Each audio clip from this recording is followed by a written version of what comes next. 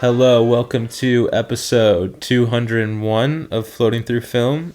It is your host Luke, and today we are getting back on track with our series on John Ford with two more of his movies, those being The Sun Shines Bright and The Long Gray Line. Almost forgot, I could not remember the name for a second. Two forward title movies. The Sun Shines... Also, it starts with "the" for both of them. The Sun Shines Bright. Okay, wait. First of all, forward titling movies? What? Forward titles. Oh! The Sun Shines Bright. The Long Gray Line. It's like using "the" and then having a noun. Like The... Sun Shines Bright, the Long Gray Line. Yeah. Oh, it's got a little rhythm to them, both of A them. little rhythm, yeah. I mean, The Sun Shines Bright's like an all-time title for me. Sun Shines Bright. Yeah. I mean, yeah. I think it's an amazing title. It's amazing. Yeah, it is amazing. I mean, it's definitely more creative than the film he remade with this movie, which is Judge Priest. Just called Judge Priest. Which, I mean, it fits, obviously, yeah. but definitely more creative. But anyway, before we get into it, let me introduce my co-host, Blake. What's up? And Danny. Hello. Yeah. Two really interesting movies, two amazing movies today, in my opinion. But I think we're first going into two pretty similar movies too, honestly, in a lot of ways. Okay. Thematically. Oh yeah, I think so. I mean, it's Ford, obviously. So, but they're also. I think the difference is also really important to even formally. Like one of them takes place over a guy's life. And the other one's just over a few days. Yeah, it's so so insignificant. That way. Yeah. But I can see what you're saying. Damn. No, and the way he okay, we'll get to it in the Long Gray Line, but the way he cuts through all the years is so crazy. It's amazing. Yeah. But yeah, the sun shines bright. I mean, what do you find the similarities between them? It's mostly about kind of this tradition and what keeps it alive almost of both of them. Yeah. It's, I mean, obviously heavily about community. We've talked about a lot of this stuff with Ford already, like Luke said, but these two, it definitely feels extremely similar in terms of why do these traditions survive and kind of what progress is going to be doing to them kind of soon. Mm-hmm. You can see because both of them are struggling. Both the old men in this movie or in these movies are struggling with progression, trying to kick them out of where they're at. But yes. Both. Also, I think just to go along with that, kind of the tensions involved with tradition too. The Sun Shines Bright, with just the racism in the background, and which is us there, and then obviously with the family and stuff, and then also Long Gray Line, kind of just the tension of the military, kind of taking away your freedom, but he also obviously likes it. Both both are his family in a way. As we talked about Ford, a very Ford thing. No, both endings can be on the surface. It seems very optimistic, but it can be read very differently. Yes, but I guess that's a Ford thing in general too. Yes, I think that's the main. I would say the main similarities is basically kind of what Blake was saying, the tensions. Yeah, I mean this is true with all Ford's movies, but in this one you can see him really specifically. Yeah. I would relate these two with the Ford Apache. Ford Apache, yeah, that would make sense. In terms of these kind of, especially on the I was going to mention this with the Long Gray Line, but this idea of even Blake, we talked about this Ford Apache, where Blake's grandpa might like Ford Apache, but then someone really leftist or someone might like Ford Apache too. You know? Both of these movies kind of had that, the Long Gray Line especially has that vibe, where I think Tad Gallagher says he can't believe someone from West Point not liking this movie. But at the same time, it feels like it's a very critical of the military too. Minds and the Sunshine's Bright's interesting also just with the, like, he's a Confederate soldier, you know, so you're basically like, you're not supposed to like him. No, yeah. And then everything he does, like, is the opposite of what you would expect. No, you it's know? hilarious. He's like the least racist guy there. Yeah. Just like, just the kind of honestly the tensions in humanity where it's like not everything is black and white. Yeah. You know? No. That's what I love about Ford. It's like it feels like he has real people in that way. Yeah. It's not just like good versus evil kind of thing. Yeah. Damn. I also feel like he definitely leans more into the singing and dancing in both these movies than he has before. Because there's more in these two than I feel like there's been. Yeah, like a lot of slapstick. Yes. Well,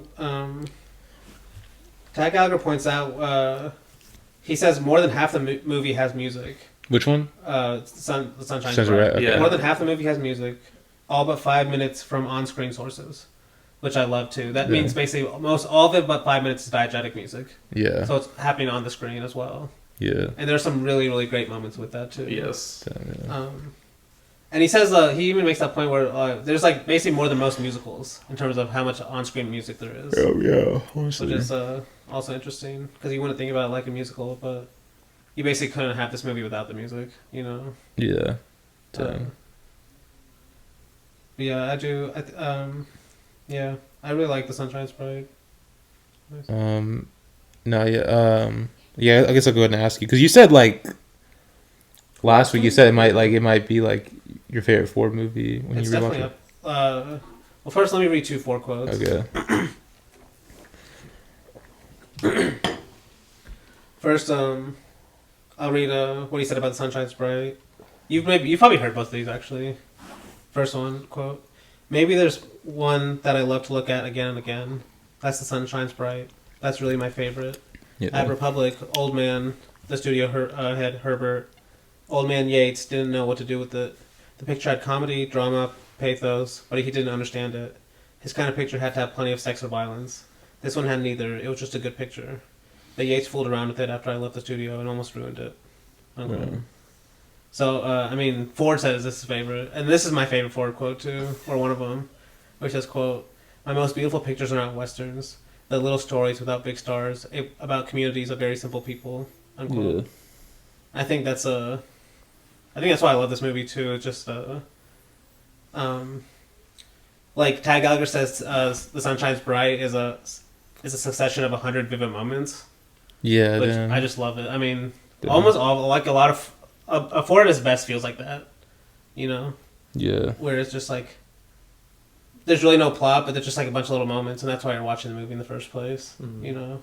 Just like how much detail's in it, like, well, and you're like trying to figure out what's going on in the opening kind of scenes where, with the Confederate, like meeting they're having. Oh, you know? yeah. Just, like, all the stuff they're wearing and like Yeah, they're like reliving the glory days. like you're supposed to hate this, you know, because Yeah. they're the Confederate bad guys, but it's like you see how harmless they are and like Yeah. And at the end of the day, like I forgot who said this, but I think it was Tag Gallagher, where it's like even though they're the Confederate soldiers and they're kind of like missing their past, at the same time they are still trying to move forward with the new country. Like no one would want to go back to the war and fight it. No. You know what I mean? So it's like I mean, at the end of the day, they're all human. Like they just kind of like Yes. happened to grow up in the South. they missed, and they had like they went through an experience together in the past. Yeah. You know, but yeah, that's like there's a, I also because have you seen Judge Priest? Yeah. Because Will Rogers is the original, or at least the Judge Priest is the Ford one from I think 30s. Yeah. And he's kind of more like outgoing, you know. He's like a little more talkative. Yeah. I like this guy. He's like more a little like laid back. Like he's a bit more of like a diva. It feels like.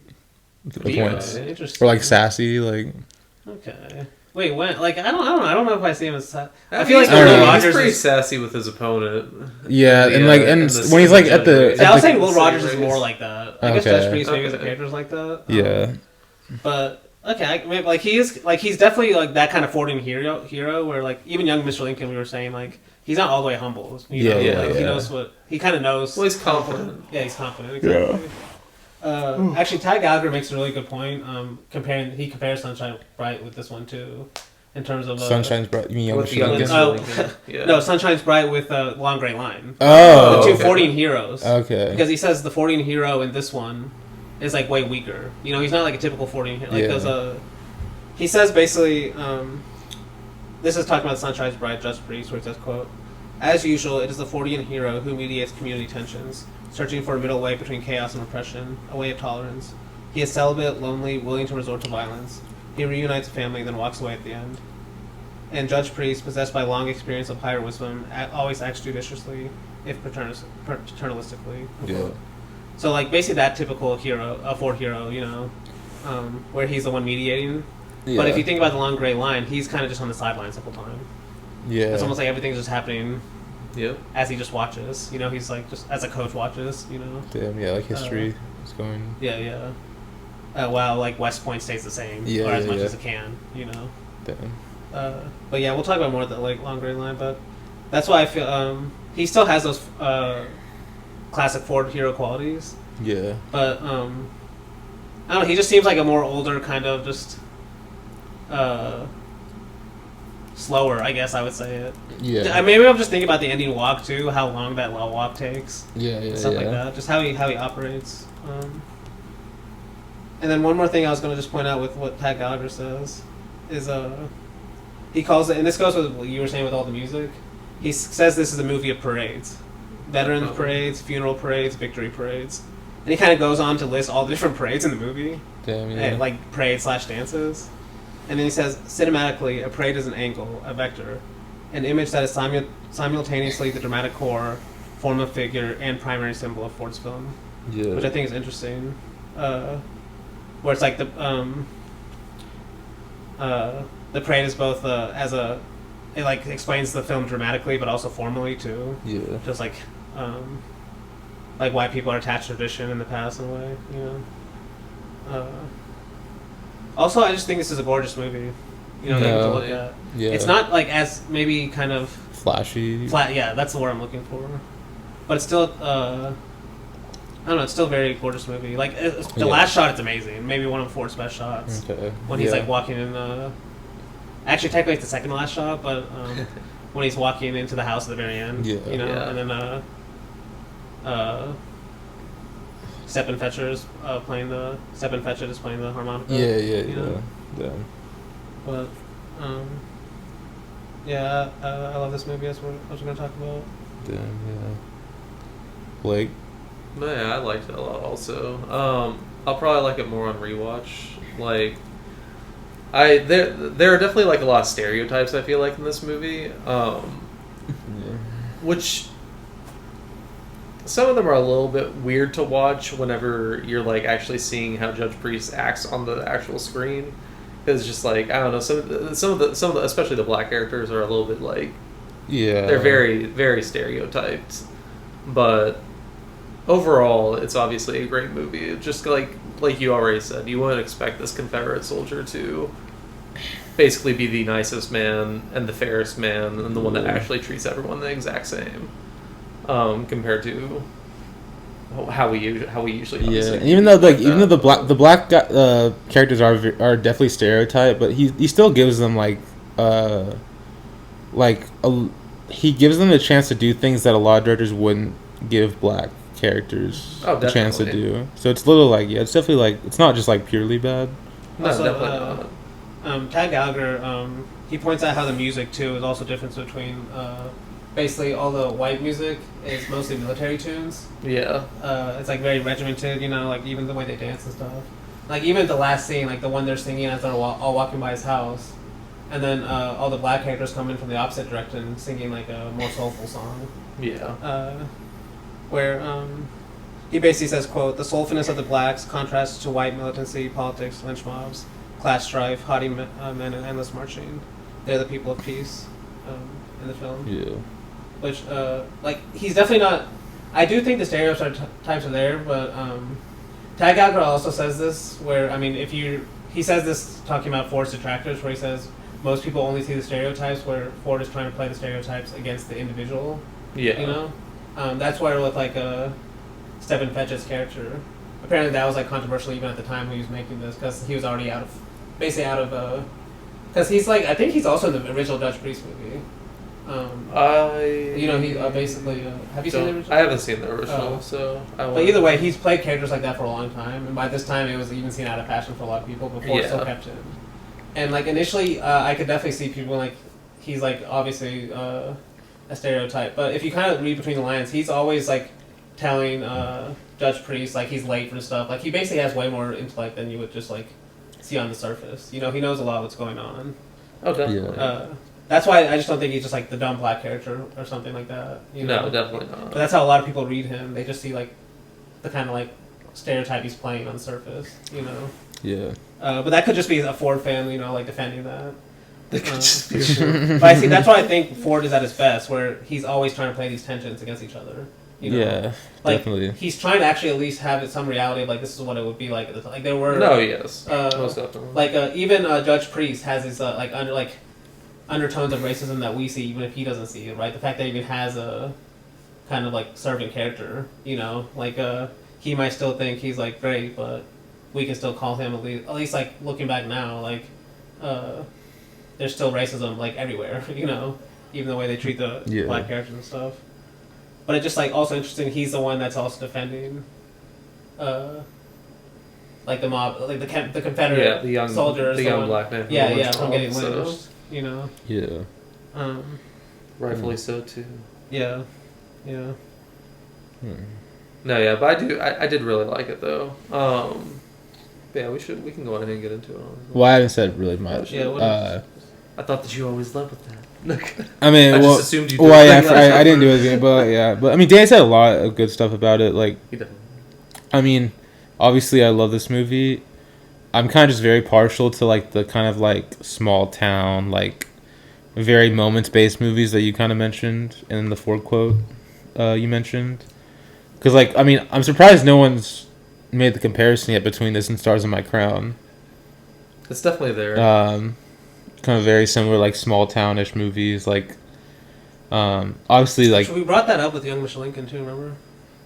I think we did, yeah. The same scene where he's like stopping the lynching, which obviously happens again in this Yes, movie, yes. yeah, which is crazy. Actually, this was actually his kind of repayment because in the original movie he wanted to have a black character being stopped. Yeah, But he wasn't allowed to do it back then. No, yeah. Because it's too controversial. So now years later he was able to actually. No, I think I read somewhere that I think Stars in My Crown took influence from Judge Priest. See, that would make sense. I think I read Honestly, that. I may have read that movie somewhere. again. Now thinking of like kind of this Ford hero I've been talking about. Judge Priest or Stars in My Crown? Stars in My Crown. Stars in My Crown. Okay. And this is also interesting that you brought this up. I'm going to save it for a long gray line, but Chad Gallagher starts his book chapter on that movie with the Turner quote. Oh, okay, yeah. Which is interesting. Damn. Yeah, but no, it just has a lot of great moments. Like, obviously, love the things about like the community and stuff. The parade scene's like an incredible scene too. I mean, there's a lot of great scenes, but like that scene in particular, like all the musical scenes are very so well beautiful. Because there are a lot that just come out of nowhere, kind of for Yeah. me, and I love every one of them. Like Yeah. like the very I don't know if it's the first one. It probably is the first one. With It's the the banjo one, kid? yeah, with the banjo Yes, kid. Like yes. that one comes out. Of Oh nowhere. my God, Like yeah. I was just that like, one's, this is I think awesome. that, Like, see, there's too many good ones. No, Like, see, that one kind of gives off the same vibe as. Do you guys remember when in Johnny Guitar at the beginning when Johnny Guitar and the Dancing Kids start like Yes. playing the music and like dancing? Do I remember that? It's like Do I it, like the 40 minutes of the movie. Like, yeah, it better remember it. it like comes out like it like kind of comes out of nowhere though. Like it's almost like it's great. Yeah. and almost like also it leaves tension too. Kind of similar to The Sun Shines Bright. Well, I like how casual he is about like just the proceedings going on. It's like, what Yeah. is this for? Like, No, yeah, this yeah. is courtroom. No, it's No, like when they start singing, everyone looks so everyone else going- serious. Everyone looks so Yeah. serious, and it's like, oh my son's playing the banjo too much. Yeah. It's like, bro, what? Y'all can hide for this? I mean, obviously, no, you don't like the banjo? Oh, that is great. But even like the parade with the, because I mean, this is another like honestly, it feels a very similar to Fort Apache. It's just like watching a celebration, like how intricate the dances were. Yeah. You know, with the I think this is the lemonade strawberry and lemonade festival. You know, remember that scene with the strawberry and lemonade festival? Oh yeah, okay. Like just how intricate the dance is, you know, all the Yeah. people walking. It's like how many extras they had and stuff. They actually had to do this, yeah. you know. There's no CG. Like, Damn, yeah, true. It would be nice. But yeah, great movie. Let's go and get into it. Really good opening too, where well we see, what's his name again? The The black guy. Stephen Fetchit. That's the actor's name. I forgot the I character. think his name was Jeff or something in the movie. Jeff. Yeah. Jeff. Okay. Yeah. He's like fishing, and I then love that shot. yeah. It's just a great. I mean, see, that's another thing. I think even like Ford knows what he's doing with starting with that opening shot. You know. Yeah, I've been True. fishing. Yeah. But just like black characters as well. Like Yeah. Damn. this is like the community. You know. Yeah. Uh, And they see the ship coming in, which I Yes. believe is carrying his opponent. yes. There's a lot of great shots of this. which shit. that guy creeps me out. I just want to say that right now. I mean, he's a sleazy politician. Which- Also the way he like is like trying to rizz up the girl that he knew since she was a child. I was like, calm down, bro. Like, but they actually kind of end up together at the end. yeah. I although maybe it's like he was also like as young Yeah, as he her. might have been a younger. That's what we're saying. I don't know. It just it rubs me a little the wrong way, but yeah, that might be true. I sincerely hope they're like the same age, because if not, a little weird. He doesn't look that old. I'll give him credit. Yeah, I mean, it never. So- But he's a politician too. And usually, No, this is not. No, that no. or well, he's running for the thing, but like, no. Hal Ashby, the guy that comes back in, who she ends up with. oh wait, not okay. Wait, never mind. I'm thinking. He's the wrong talking guy. about the judge, the opposing guy.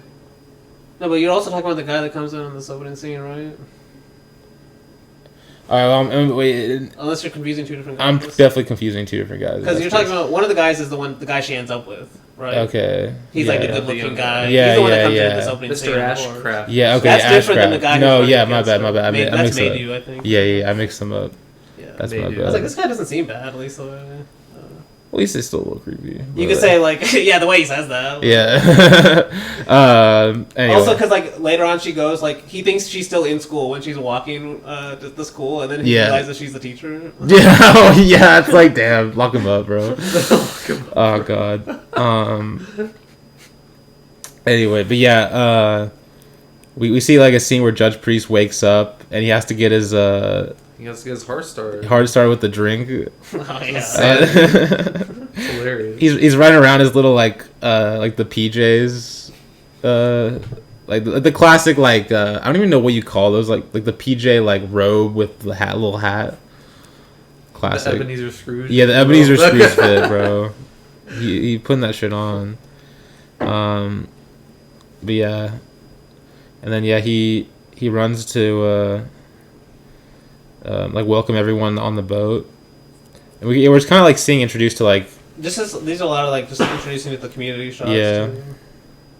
Like just all the people. Because I think this is one time that Jeff tells him that he's late for sure. Yes. Because he's like, Yeah. we're already keeping them up, and he's like, I don't give a damn. Yeah, he's like, I don't basically, care. no, true. I'm gonna go with my people. Yeah. Yeah, we see the Mr. Ashby guy being a weirdo. You know, oh, I haven't seen you since you were a child, like that type of stuff. And it's just like, oh, and like yeah, I we can see, definitely see why you're creeped out by that. Because he does look young also, but he does kind of look creepy too. like I will yeah, say. I don't know. I just get bad vibes from him. At least the love story is not like a major part of the movie. That's true. Yeah, It's kinda just it is a bit of a side side. thing. I mean, everything kind of does feel like a side thing in this movie. It almost feels like it's just there because the studio is like we have to have a love story at some point. Because like it doesn't really have a lot of say on the plot except for like he does save her at one point from like maybe getting possibly raped by this buck Oh guy. yeah, damn.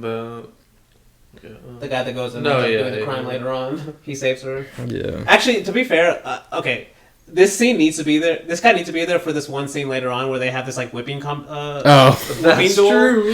And just like how long Ford takes on just like yeah. them them taking their shirts off slowly while they're like looking at each other and stuff. It's just like it's almost homoerotic. Oh, No, yeah, it's so crazy. And just in this room alone, dude. Like, let's go Yeah. to the room, like, Like, should we do that? No. to determine Yeah. pod feuds. Pod feeds? Pod feuds. Feuds, oh. Next time we have a disagreement on the canon episode. Oh, yeah. Whips Alright, out. get the whips out. Yeah. Just for that one scene alone, because I see that's where it's like Yeah. these little moments. That's what I'm like, where it's like just these little moments that like, Yeah. it wouldn't have to be there narrative wise, Yeah, but you're yeah. kind of just getting used to this kind of like small town yeah, community. like from our perspective, like even just the racism, where I said like there's just underlying racism throughout the movie, even Judge Priest who thinks he's not racist, like Yeah.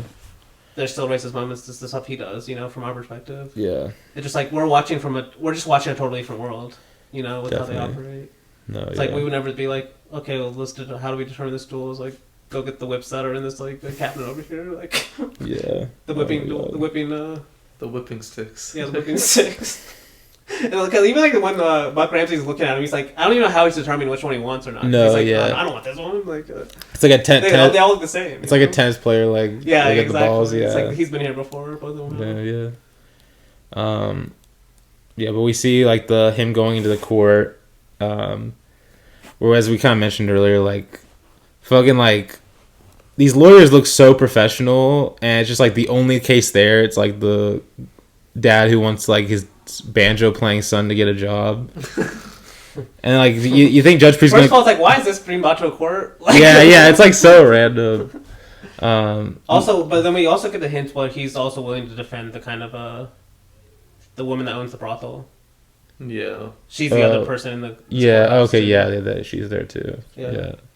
But the banjo playing scene, like Oh my gosh, yeah. It's amazing. Well, actually, and the dialogue too they had before, the only with the father, Yeah. because Judge Priest recognizes him. Do you remember he brings up something like the only reason I have this written down is because Tad Gallagher mentioned it, where he's like, "Are you the boy that he calls the dad the boy?" So that's like. There's these little moments where you're like, oh, Judge Priest has been here a long time. Like, he knows he's calling this old dad as a boy, He's like, are you the boy that brought back Bainbridge Corwin's body back from Chickamauga? And he's like, yes, sir.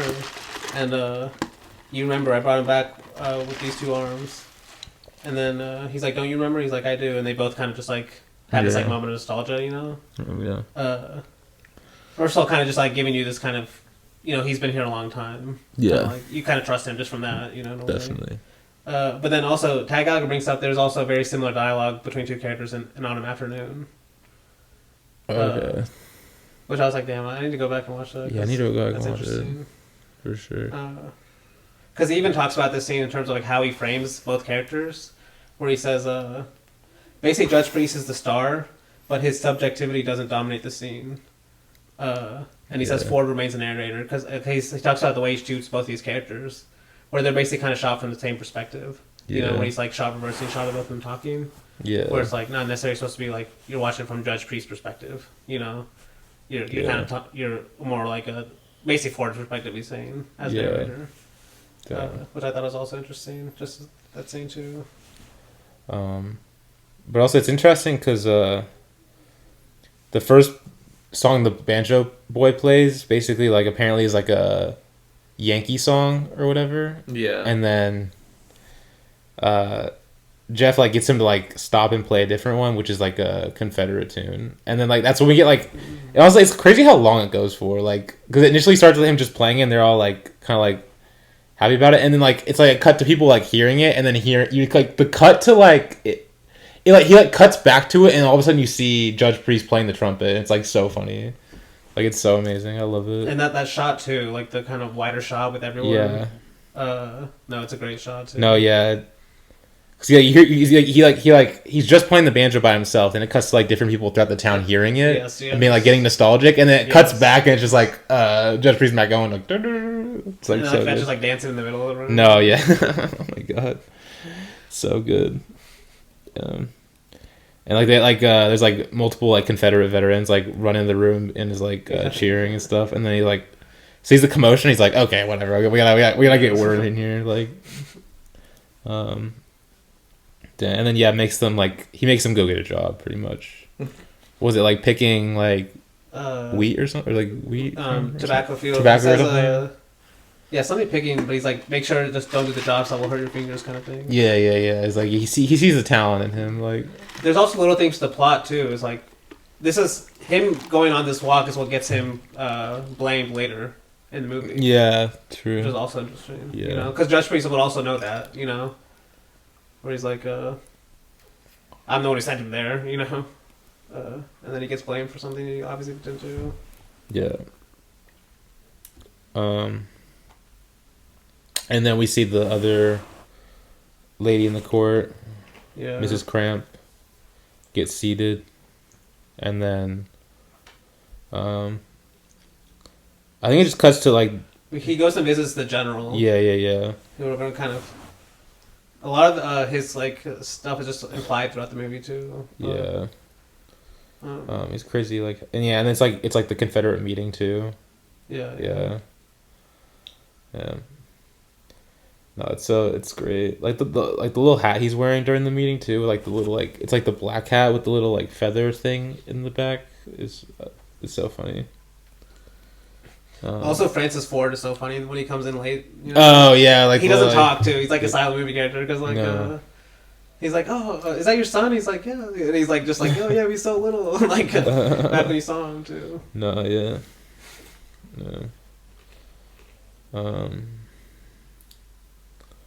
Yeah, we just see like because they're talking about the main argument they're having is about the portrait. Okay, yeah. Whether they should take it down or not because the general doesn't want it there. No, yeah, like some like it's like basically like some insignificant thing though. No, it's really important because. Well, it feels insignificant. Like no, because the reason why they're worried about it is it's kind of a like it's not clearly made throughout the movie, but this general has a picture with him and his wife. Yeah, well, the wife's daughter had a illegitimate child. Okay, yeah. Their daughter, but then she died, and Lucy Lee is the kind of granddaughter, and they're worried that if Lucy Lee sees that picture of the grandmother, she'll recognize that she's actually the general's daughter. No, yeah. And they don't want her to know that.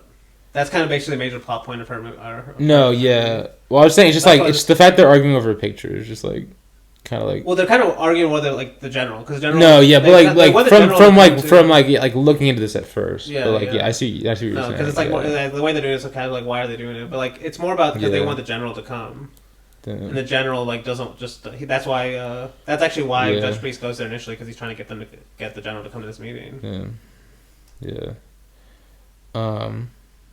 And there's like the one guy is like I wish I could vote for you like if you weren't like a Democrat or whatever. When the Yankee soldier because the Yankee soldier is the one that comes in. Yeah. He's like someone stole our flag. Yeah. And that's when Judge Priest offers to be the color guard for him and. No, yeah. I think that's like another kind of good moment for him too. You know, of like basically unifying, basically promoting tolerance and trying to unify tensions. Where it's literally like, he's like, okay, I'll be a color guard for your Yankees. No, yeah. Yankees. And then like Judge Priest like carries the flag out of there. Yes, exactly. It's like, yeah. I love this. There's actually a funny part too, where like when it cuts to the Union soldier room.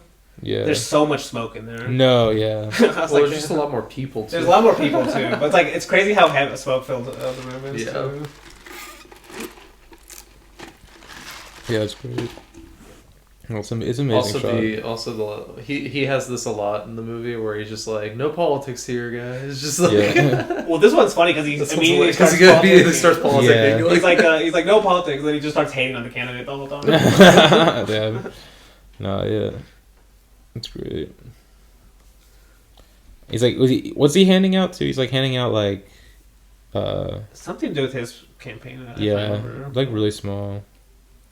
I thought it was like I remember when I first watched it, I thought he was handing out cigarettes. I mean, that would be a good strategy. Yeah, it would get Blake's vote for sure. You're a pretty cool guy, Judge. I'll vote for you. Like if Trump hands you a cigarette, would you vote for him? No.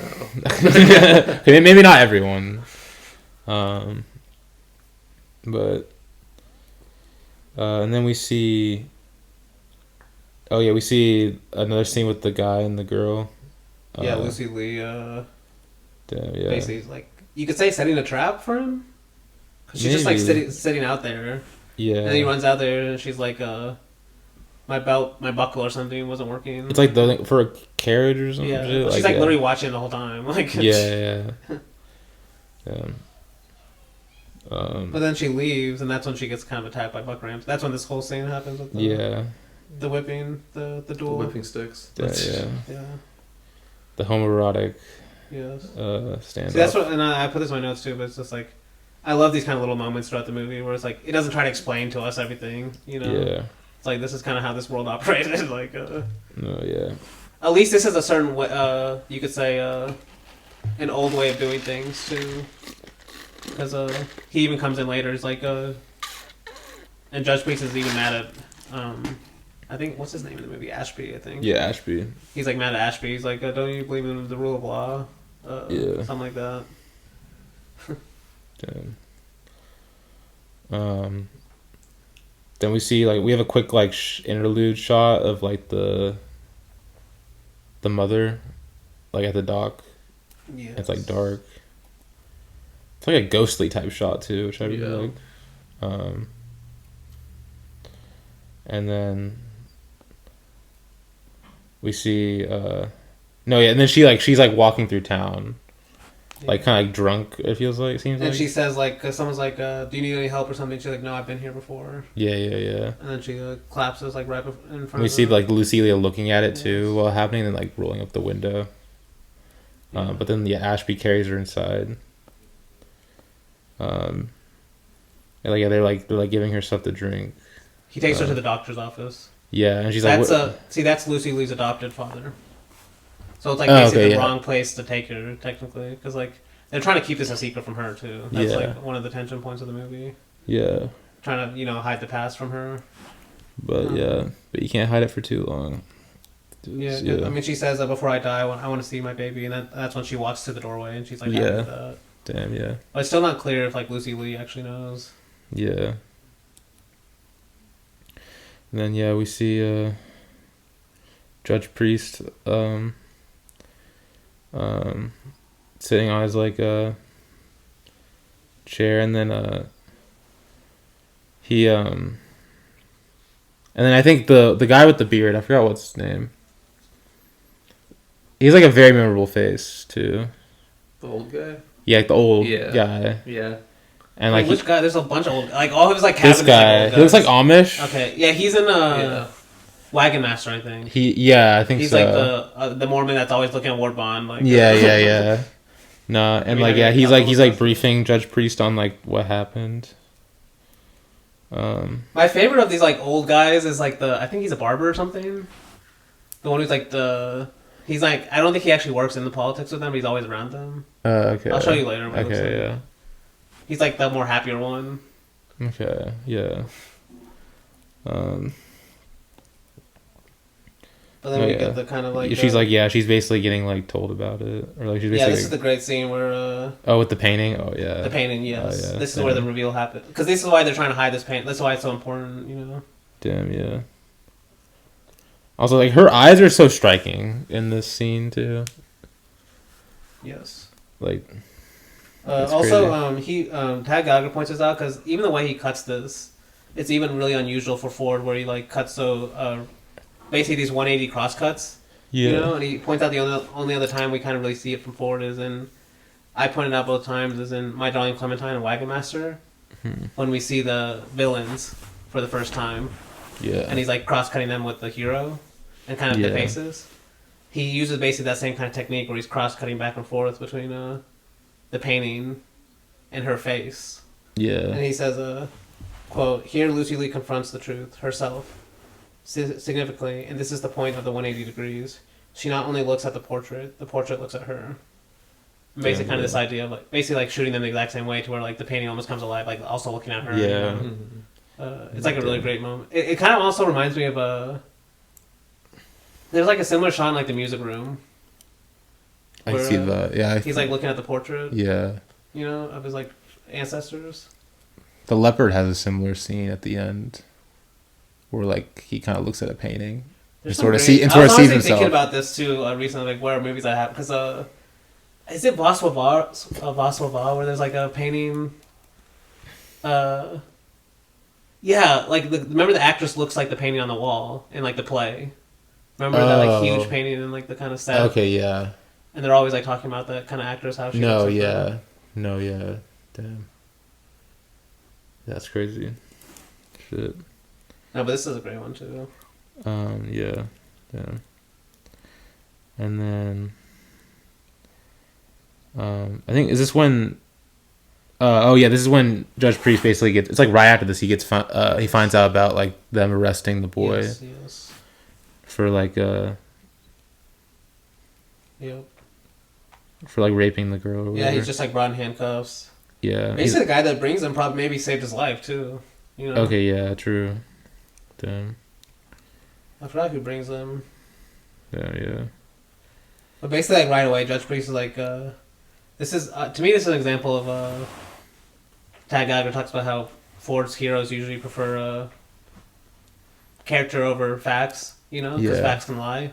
Yeah. So like the facts that they're bringing is like, you know, the dogs smelled this guy out, Bloodhounds. you know. Yeah. But like the Ford character trusts character way more than the fact Yeah. of the time, technically, you know. Yeah. Damn. And yeah, we see like the mob coming. Also, led by Buck. Yeah. This is also a great moment too, because you remember how he shows this mob coming first? Is with only the reaction. Oh yeah, shots. only the reaction shots. Yes, yeah, no, yes. it's great. Of the guy running away. Yeah. Yeah. Well, And like the The like, sheriff guy basically all running the away. black characters. yeah. Oh, well, yeah. How they're reacting to Yeah. this mob coming before he even shows the mob. And I just want to point this out because Tad Geiger says this is a common Ford thing, where he says, quote, reactions before cause. Ford repeats the scheme often. And then he says, reaction shots before the fact are used frequently in Ford. He generally gives temporal precedence to emotions over facts, to effects over causes. For cinema is largely one of reactions. This allows an audience thought to flow from reflection.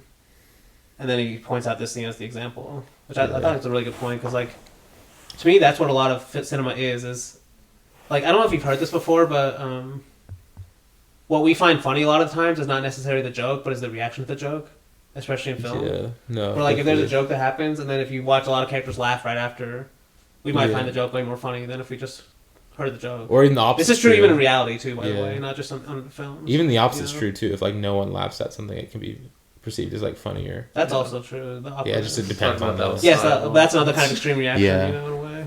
It's like, yeah, the reaction is kind of, what's... The non-reaction is what makes it funny. This Yeah, is yeah. true for all kinds of motion cinema. Yeah. Like, even the way we film action scenes, it just got me thinking about a lot. Like, I remember we talked about this with Katano too, where like with the action scenes, he might just show the before and the after, Yeah. you know, and not actually the actual action itself. Because then, like, what we think about the action, how we react to it, is actually, you know, more interesting in a way. Yeah. But I thought that was a really interesting point, just like because it kind of goes with that kind of emotions over facts thing too. Yeah. Where you're showing the reaction, the quote unquote emotion, over the fact, the actual action. Yeah. You know. No. Yeah. Definitely. No, this actually does share a lot in common with the Mr. Lincoln, or the young Mr. Lincoln lynching scene also, because the sheriff does run away both times and throws away his, like, It low-key sheriff badge, feels like the like- same location too. It does. Like the exact same location. It's kind of crazy. It does. Even the way it's shot is kind of similar. Right? Yeah, like similar dimensions. I will say he's maybe less kind of loving of the crowd as young Mr. Lincoln is. Oh, Because, definitely. Yeah. we talked Well, he about pulls young a Mr. gun Lincoln with and threatens to kill them, so... Yeah. and that's where the Buck Ramsey character comes in because he ends up being like an actual evil guy, you know? Yeah. But, Yeah. Yeah, because in Young Mr. Lincoln, we're talking about how that's the similar to My Stars, My Crown, where he's like kind of turning it back on them and like calling them really nice and stuff. Yeah. No. Yeah. In this one, he does. I think it's in this one. He makes a good point where the guy's like, because Judge Priest is like, "Did you get that gun from Teddy Roosevelt? Gave you that gun, didn't he? Right?" And he's like, "Yeah." And he's like all proud of it. And he's like, "You got that gun fighting for liberty. Now you're trying to destroy it. Now you're trying to use it to destroy it or something." That's like a great line. Some bars. Yeah. He like draws the line in the dirt too, which is. I'm glad you pointed that out because I actually listened. I was trying to find anything on the Shine Side Brian. I found one podcast episode on it. Oh really? At least I searched Apple Podcasts. Yeah. I found one person that did one or one group, and they made one good point that I liked. Just where- one. Well, they made more, but this is the only one I remember. They made one good point the whole episode. This is the one I yeah. remember because you brought it up, and it reminded me of because you remember the speech he gives at the end. The Jesus drawing lines. And Yeah. Exactly. Yes. And just I didn't even lines. thought about that connection because they were Yeah. talking about how he's kind of like a Christ-like figure. You know, we've talked about this with like young Mr. Lincoln actually, but Yeah. And they brought up that speech, and then they brought up the line drawing because in Jesus when he gives that sermon, he just draws the line and doesn't say anything after.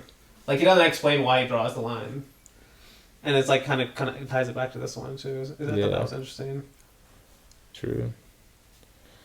And But he ends up getting them giving to leave. because this one he's actually starting violence. Yeah. Because in Young Mr. Lincoln, it's like I think they leave on their own, right? Yeah. He's also like less. He feels less imposing of a force than Lincoln because he's like a lot shorter and kind of like older.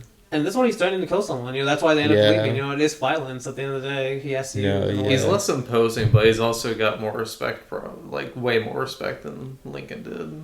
Yeah, Lincoln's kind of trying to earn his respect in a way. Because I think the difference is that they know that he's actually going to use the gun if this happens. Yeah. Like, true. Otherwise, they wouldn't have left. Or at least the Buck guy at least believes he will. Mm-hmm.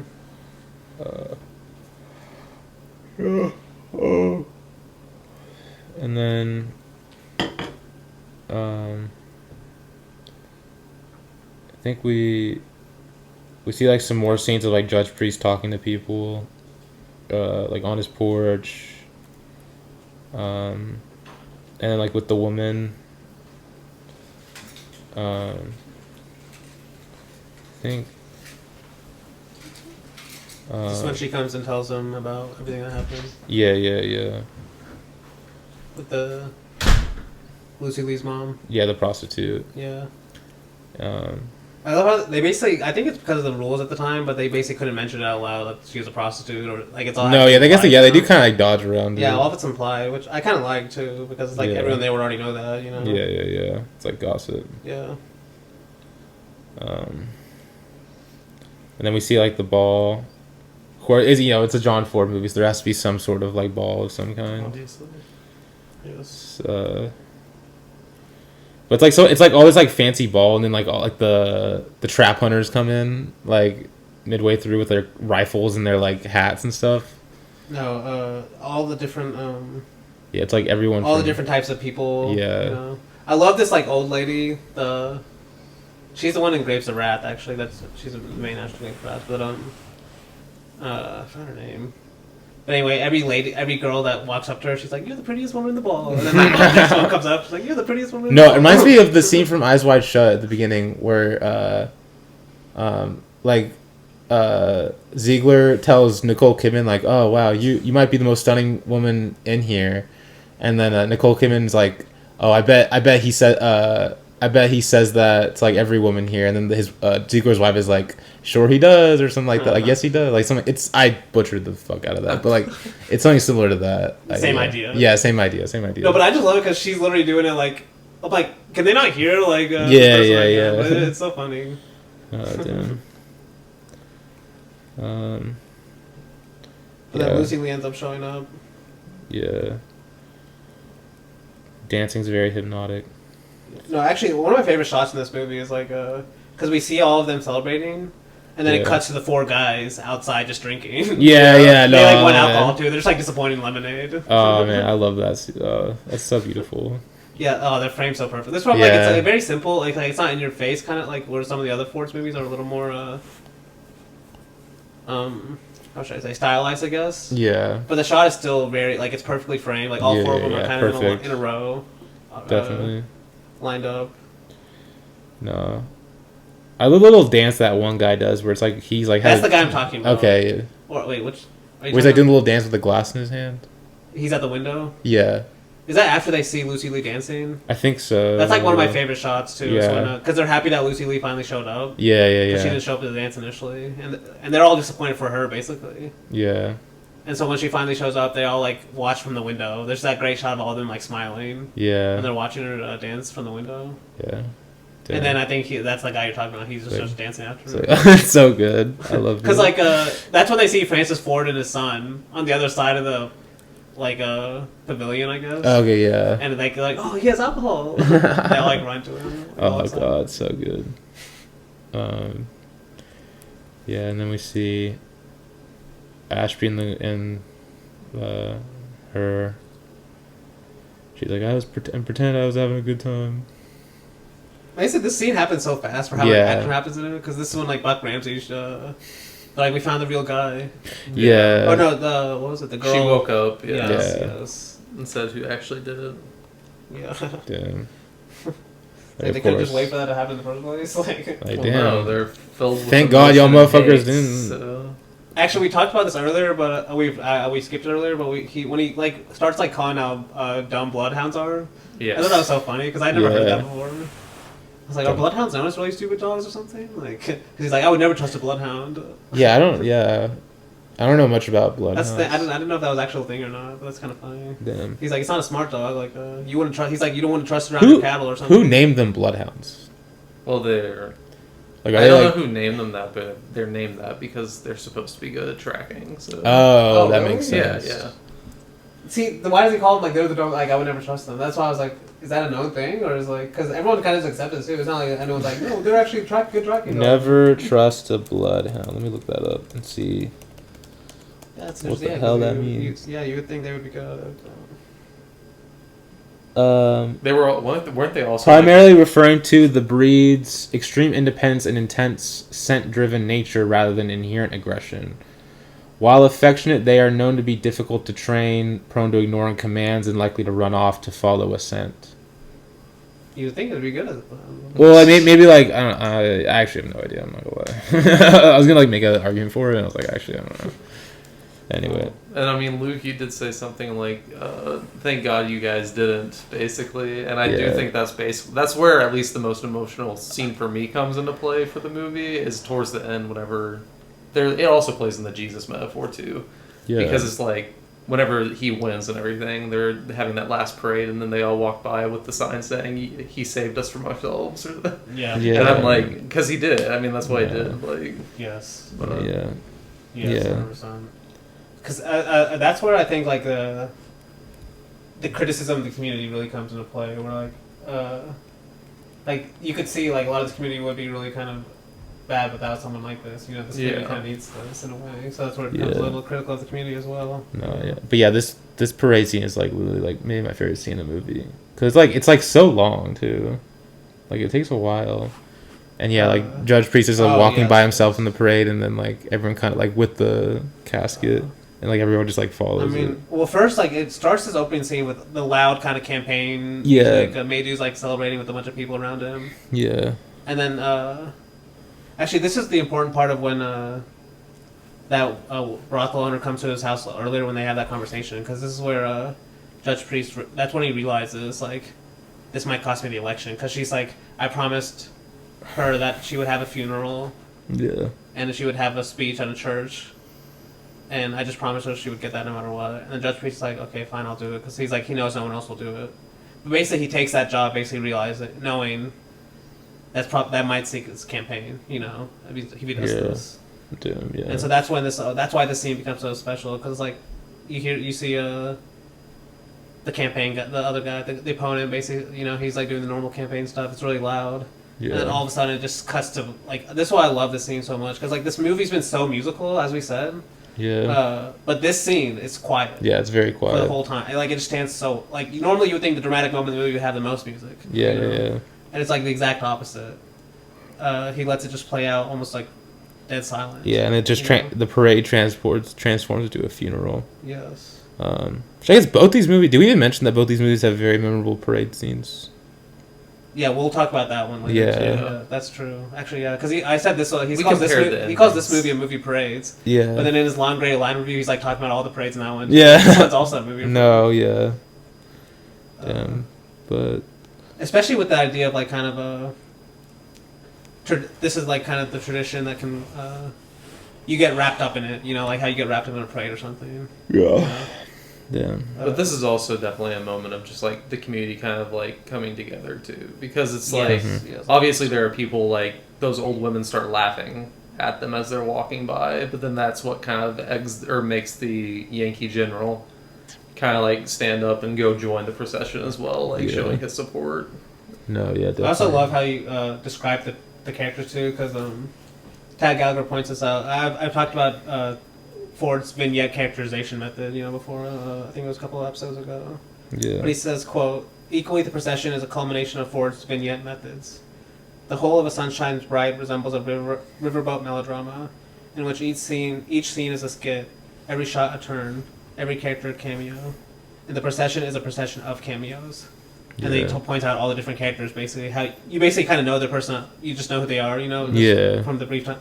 Like, one of them's like the lady who's doing calling everyone pretty, the prettiest woman. Yeah, in the hall, yeah, you initially think she's going to be on the side against him yeah. because there's a lady right next to him who's like, "Oh, we'll never talk to him again. Judge Priest again or something like that." Naruto, yeah. And she kind of just gets up. Yeah. And then when you cut back to her, she's joining the line too. No, yeah. And then we basically see all these kind of different characters. Yeah, yeah. Like I love because the first guy we see. Do you remember the first guy we see join? I think it's the Yankee General. Yeah, right? that's what I love too. Because it's right after the women start laughing, because that's Yes. basically what makes him get up and go and show his support. Kind of Also, Tagaga, just a formal thing Tagaga points out is he basically the 180-degree line rule in film. yeah. Yeah. Ford basically cuts across this line twice during his possession. The first one is during the is when the Yankee General joins. So basically, someone else joining the first time, he cuts across the 180 because you see the car, you see the line going on the left of the screen. Yeah. And then when he cuts across, and then he cuts back again when Lucy Lee joins to kind of almost like signify those 2 points. Basically using the kind of 180-degree line for this kind of emphasis. Like these are things that you don't notice until like, you've seen the movie 50 times, like he has. Yeah. But like you get the emotional effect from it, if you don't notice the actual. Like something shifted. Yes. Like because I didn't mention it, but earlier he points the same thing he does where Lucy Lee's about to see the portrait for the first time. Yeah. If you notice how they're talking, initially they're kind of talking and she's on the right of the screen. And then he kind of cuts across the 180-degree line, which you're not supposed to do. Yeah. When she's about to go see the portrait. Damn. Just all these little things he does throughout the movie. This guy in Ozu, bro, it's crazy. I mean, honestly, yes, 100%. Because this is how I even went back to look. I couldn't find a good quote for it, but I went back to look up. Because do you remember what Ozu called them, or like Ozu critics called that? Because Ozu did it a lot. He called them Dondon cuts. Dondon cuts. Dondon cuts. Basically, that's like cutting across the 180-degree line for kind of an emotional effect, when technically you're not supposed to do that, Yeah. We also get during the funeral, we get like the general taking his rightful place. Yeah, taking it. What's the guy's name? Ashby. Yeah, Ashby. Whatever the fuck his name is. Yeah, taking his place. It's a great sermon, a great speech. Oh yes. And then Ashby he prays. I love that. The prayer is really good. That shot too when she's in the foreground, like the organ. Yeah. And then he's just like praying. There's like these simple shots where it's like, damn, he's still going off. Like, yeah. No, it's crazy. Because remember I pointed out I was going to bring this up. Remember in How Green Was My Valley? There's a similar moment where the Ford hero probably doesn't like. I think his name is Hugh. No, not Hugh. The older guy. The pastor. Yeah. But he basically doesn't defend the prostitute, Okay, yeah. And she's the one that does it. And this one he actually does end up. Yeah. The hero actually does defend the prostitute, which I thought was interesting. Because she brings up the same kind of thing, where it's like, remember what Jesus did? Yeah. I think she brings up the same story. But yeah, we're kind of getting to the end here. We get like the election results scene, which is a very memorable scene because the election ends in a tie. Well, he keeps on asking if he wants to concede because he's like, "Oh, I did last time." Like, no, yeah. Well, because he's losing at first. Yeah. Until the tornado boys come. Yeah. And you're not really sure how they're gonna vote. Yeah.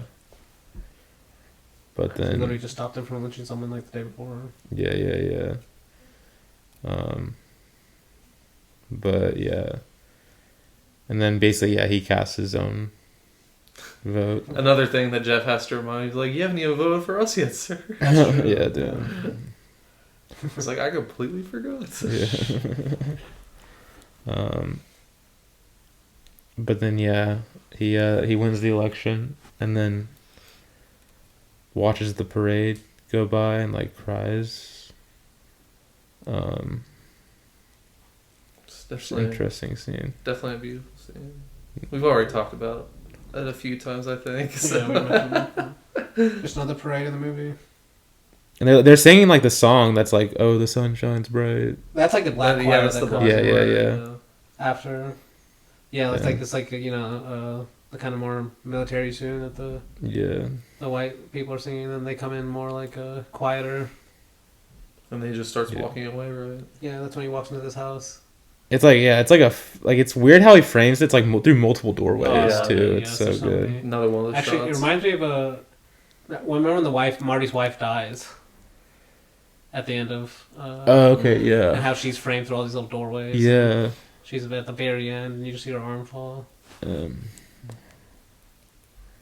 It's a memorable shot for sure, and Yeah. just the shadow and stuff in that scene. yeah, and then we see. The final shot is just Ashby, and then Stephen Fetchit playing the harmonica. yeah, they're walking away. He's playing it, and then the end. At the end. Yeah, so nice little movie that John Ford made for himself. Yes. Because in the Peter Bogdanovich interview, he's like, "Was sunshine bright like a little picture you just made for yourself?" He's like, "Yep." Yeah. Actually, I watched this interview on YouTube. I think you might have seen this. These like French critics interviewing him. I may have. It might have been what he says as a quote, but it's a similar one where they ask him, "What's your favorite movie you've done?" And he's like, "Oh, you probably never heard of it. It's not one of my bigger pictures." And he's like, "Just tell us which one is it?" And he's like, "Just a small one I did called Sunshine's Bright." He's like, one of the critics is like, "Oh," he's like, "Oh, this guy's actually seen it." And he's like, "Yeah, it's very good, very good." Oh yeah, I've seen that. Yeah. Very good, very good. I do. But yeah, after the break, we'll get into the long gray line. So stay tuned.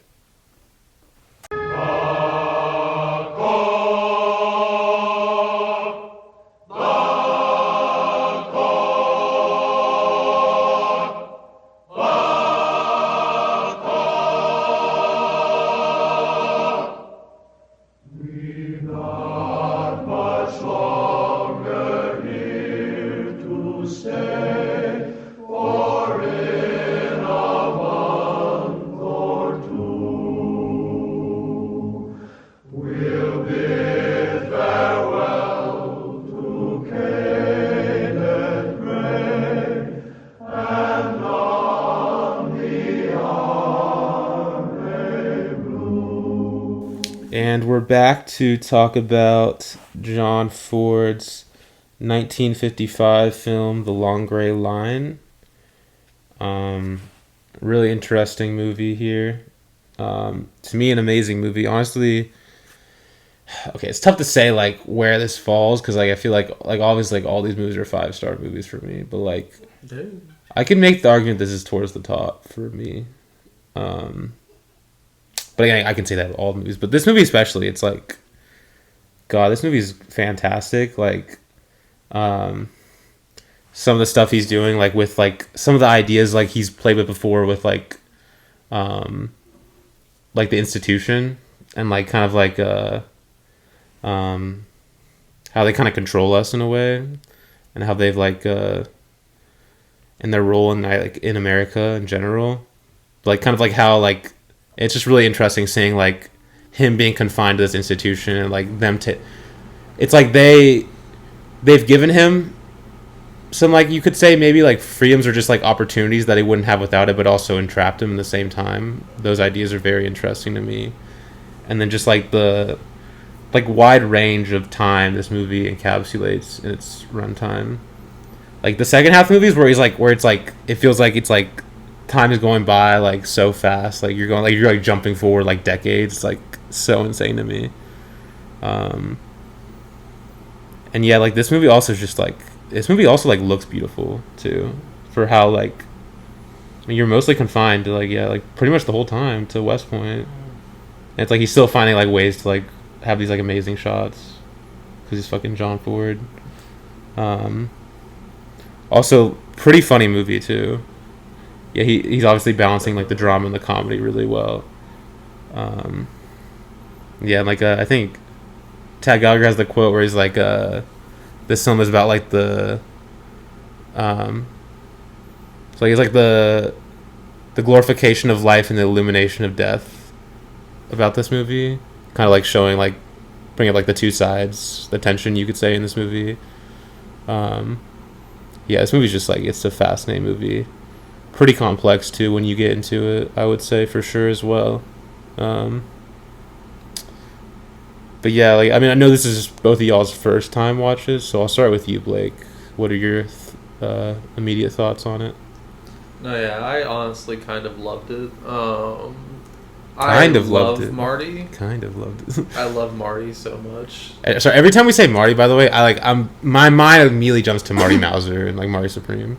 Like it's just like it's oh like my God. it's because it's like fresh on the mind. Which Like one's better? I mean this movie, but that's like unfair comparison. Like I feel like Except for Marty's, they play Marty's. yeah. It's just like I keep thinking of Marty Mauser. I guess to you it's less rare than Luke. That's still so funny to me. No, it's not that. Complaining about, like, there's not that many. Like, it's movies. so rare. It's pretty rare, honestly. Luke No. Skywalker. Now they bring it back up again, like Not as rare as Marty. That's the lesson we learned. Marty's gone 2 bangers. It's a fun name to say, honestly. It is a fun Marty. to say. Also, Marty has Marty Scorsese. technically has Marty Scorsese. Yeah. So I mean, honestly, Marty I said- McFly. Marty Marty McFly. McFly. Damn. Like yeah. Oh, definitely more popular than Luke. There's 100%. gotta be another one. Well, There probably just look up is. Letterbox Marty, see what comes up. Letterbox Marty. Or cast and crew. I guess these are non-fiction people. Oh, yeah, I'm thinking of like non-fiction characters though. Yeah. Not like real people. Calling real people non-fictional characters. Yeah. Kind of like that, honestly. Movie characters named Marty. Marty Supreme. Uh, He'll never do this for Marty the zebra Okay, from well- Madagascar. Oh, Okay, that is his okay. name, isn't it? The rest of these are like what the fuck are Yeah, these? But see, Martin is like that's a fairly common name for sure. Martin, yeah. That is a lot. And if you're named Martin, like, you might as well be called Marty. Because it's so fun. Because it's like funnier and like better. Martin's kind of boring, you know. Just embrace the Yeah. Marty. I can see more. Like, Anyway, yeah, Blake, what were you saying? No, yeah, I love it a lot because of him. Like, I just kind of love how I do love how we're just with him his entire life because it is Yeah. just a flat. Like, this movie is just basically one extended flashback Yeah, of him reminiscing with an old student of his who ends up being the president of the United States. Like, yeah. I don't know. It's an interesting movie just because, like, I think you already kind of brought up, like, it's balancing this, looking at the institution, seeing how it traps you, but it also is showing that and kind of like why the people also stay there. Yeah. Like it's showing like why it's bad, but also like why you would easily see someone staying in this place. Like it's not Yeah. like glorifying it, but it is kind of to an extent glorifying it. Yeah. Which I mean, John Ford, like he probably loved the military, so yeah. I know Yeah. that he hated war after World War II, but Yeah. At the same time, like, I put some notes I didn't mention them, but like, he was very complicated, even political wise too, in his leanings, like, because like he supported Vietnam at the end of his life too. And that's what Cringe. got a lot of people to like stop liking him, at least Yeah. in the film world. Because that's the thing, like you can obviously see that kind of aspect to him in this movie. yes, too, so- definitely. Yeah. Because it's like Yeah. it's showing it's definitely glorifying it to an extent because it's showing just like the beauty of why someone would want to even like kind of give their life for a cause or a country. Like multiple times in this, people are called professional soldiers, and there are multiple times where Marty almost leaves, Yeah. but he never can because he's like, if I leave, the only thing he can think of is more people are going to die because he's not here actually training them right. Yeah. And that's part of the tradition that keeps it going, obviously. So, See, and I think that's where the openness comes in of like just a great filmmaker where like someone could watch that and if they're a fan of West Point, like John Ford says, like Tag Gallagher says, like he can't imagine someone being from West Point not liking this movie. yeah. Yeah. Because they read that as a good thing, like West Point is doing its job. Yep. But if you are critical of the system in any way, you're like, yes, West Point's doing its job. That's a bad thing, you know. Look what it's keeping in the cycle Yeah. going. Because I think that's one of the better parts of the movie is like this idea of even though the world is changing so much for Marty's life, like his world kind of stays the same. Like It that's why stays he's like so, the exact same. and that's why he likes it in a Yeah. way. You know, this kind of family environment, like yes, it's a big military, but all the interactions are very family-oriented kind of interactions. You know, Yeah. they're all just like small people talking in rooms for the most part. You know, Yeah. there's nothing major going on militarily wise. He's like a sports coach. Yeah. Yeah. He keeps trying to like enlist or whatever too, and it's like Yes. It's Well, somehow. no, when he's re-enlisting, he's re-enlisting back to just stay. Oh, is that what he's okay? Yes, Yeah. yeah. That's him deciding to stay Yeah. on campus. Okay. Because technically he's still enlisted. But he also does Yeah, I try didn't to really get that actually go part. to He the d- war a few yeah. times, but Yeah, he gets told okay. no. So. yes. Yeah. Yeah. But yeah, Danny, what are your thoughts? I don't like so thematically I think this is a really good movie. It holds up with Fort Apache Yeah. and yeah, the one Sunshine's Bright and some of these other ones. I don't know, it wasn't my favorite first time watching it though. Okay. And I think part of the reason is it's maybe just stylistically like I would say the more like even the way it's done, like you mentioned the comedy. Yeah. I like the first half more with the kind of comedy, the more like Marty person, and then when it becomes like more just like every episode is almost like a huge time jump. Yeah. You know, it kind of feels a little rushed to me. But then the Okay. main thing for me is I'm just a little biased, but for me Ford is like he's so good at the kind of 4x3 image. You know, which I talked about before. It's like the vertical. Okay. Yeah. And this is a CinemaScope. Oh, okay. Interesting. And it's very kind of like cramped, you know. And you could say that's part of the movie, you know, where it's Yeah. like he's Yeah, cramped in this definitely. environment, No, you yeah. know. But even these like to me, Ford is so good. Like that's why he's the master of framing these Yeah. kind of 4x3 frames, which are more vertical. Yeah. And this one, it's almost like he's kind of restricted himself, you know, by how wide everything is. To be fair, I did have I had these thoughts before I read the Tag Gallagher section. And he even talks about how Ford didn't Okay. like CinemaScope, which makes Okay. sense. Which I'm saying, like he was. Well, didn't he use a master of CinemaScope for the 4x3. Searchers too? Maybe he says at the time of making this movie he didn't like CinemaScope. Okay. Maybe by the time he made the Searchers, he did like. Oh, the it. Searchers. I feel like it's like just as wide, but I feel like it may be. This might be me misremembering. It's like it's like more vertically. You say there's more vertical space too. Yeah. I need to watch. I haven't seen it literally. Well, since we're gonna 2018. see that, we're but yeah, watching you're it, gonna so see I'm it, excited. But No. that movie, it's like that movie though. It's like maybe you could say it complements the CinemaScope a bit better because it's like more outdoors and that. Well, you could say it complements this one too, in terms of like just everything's tight around him. Yeah, I guess you know, that. like, But I mean, just more traditionally, and also, I mean, Searchers is also one of the most beautifully photographed films ever, in my opinion. But we'll get to that. But no, I'm really I think I'm it really also. excited to watch I it. honestly feel like the crampedness also just fits the memory vibe too, because like memories, I feel like you don't really remember a lot of like exteriors. You know, yeah, you remember the Interesting. faces and what's happening mostly. Okay. And he does a really good job of that. And this is one other thing, like maybe this is another thing where, because this was my first time watching, so I didn't notice that much, Yeah. but maybe this is another reason I didn't like it as much, where it does feel like a slower movie to me in some ways, is Tad Gallagher points out the average shot lengths. And he actually compares The Sun Shines Bright in this one, Yeah. where, so basically, he says the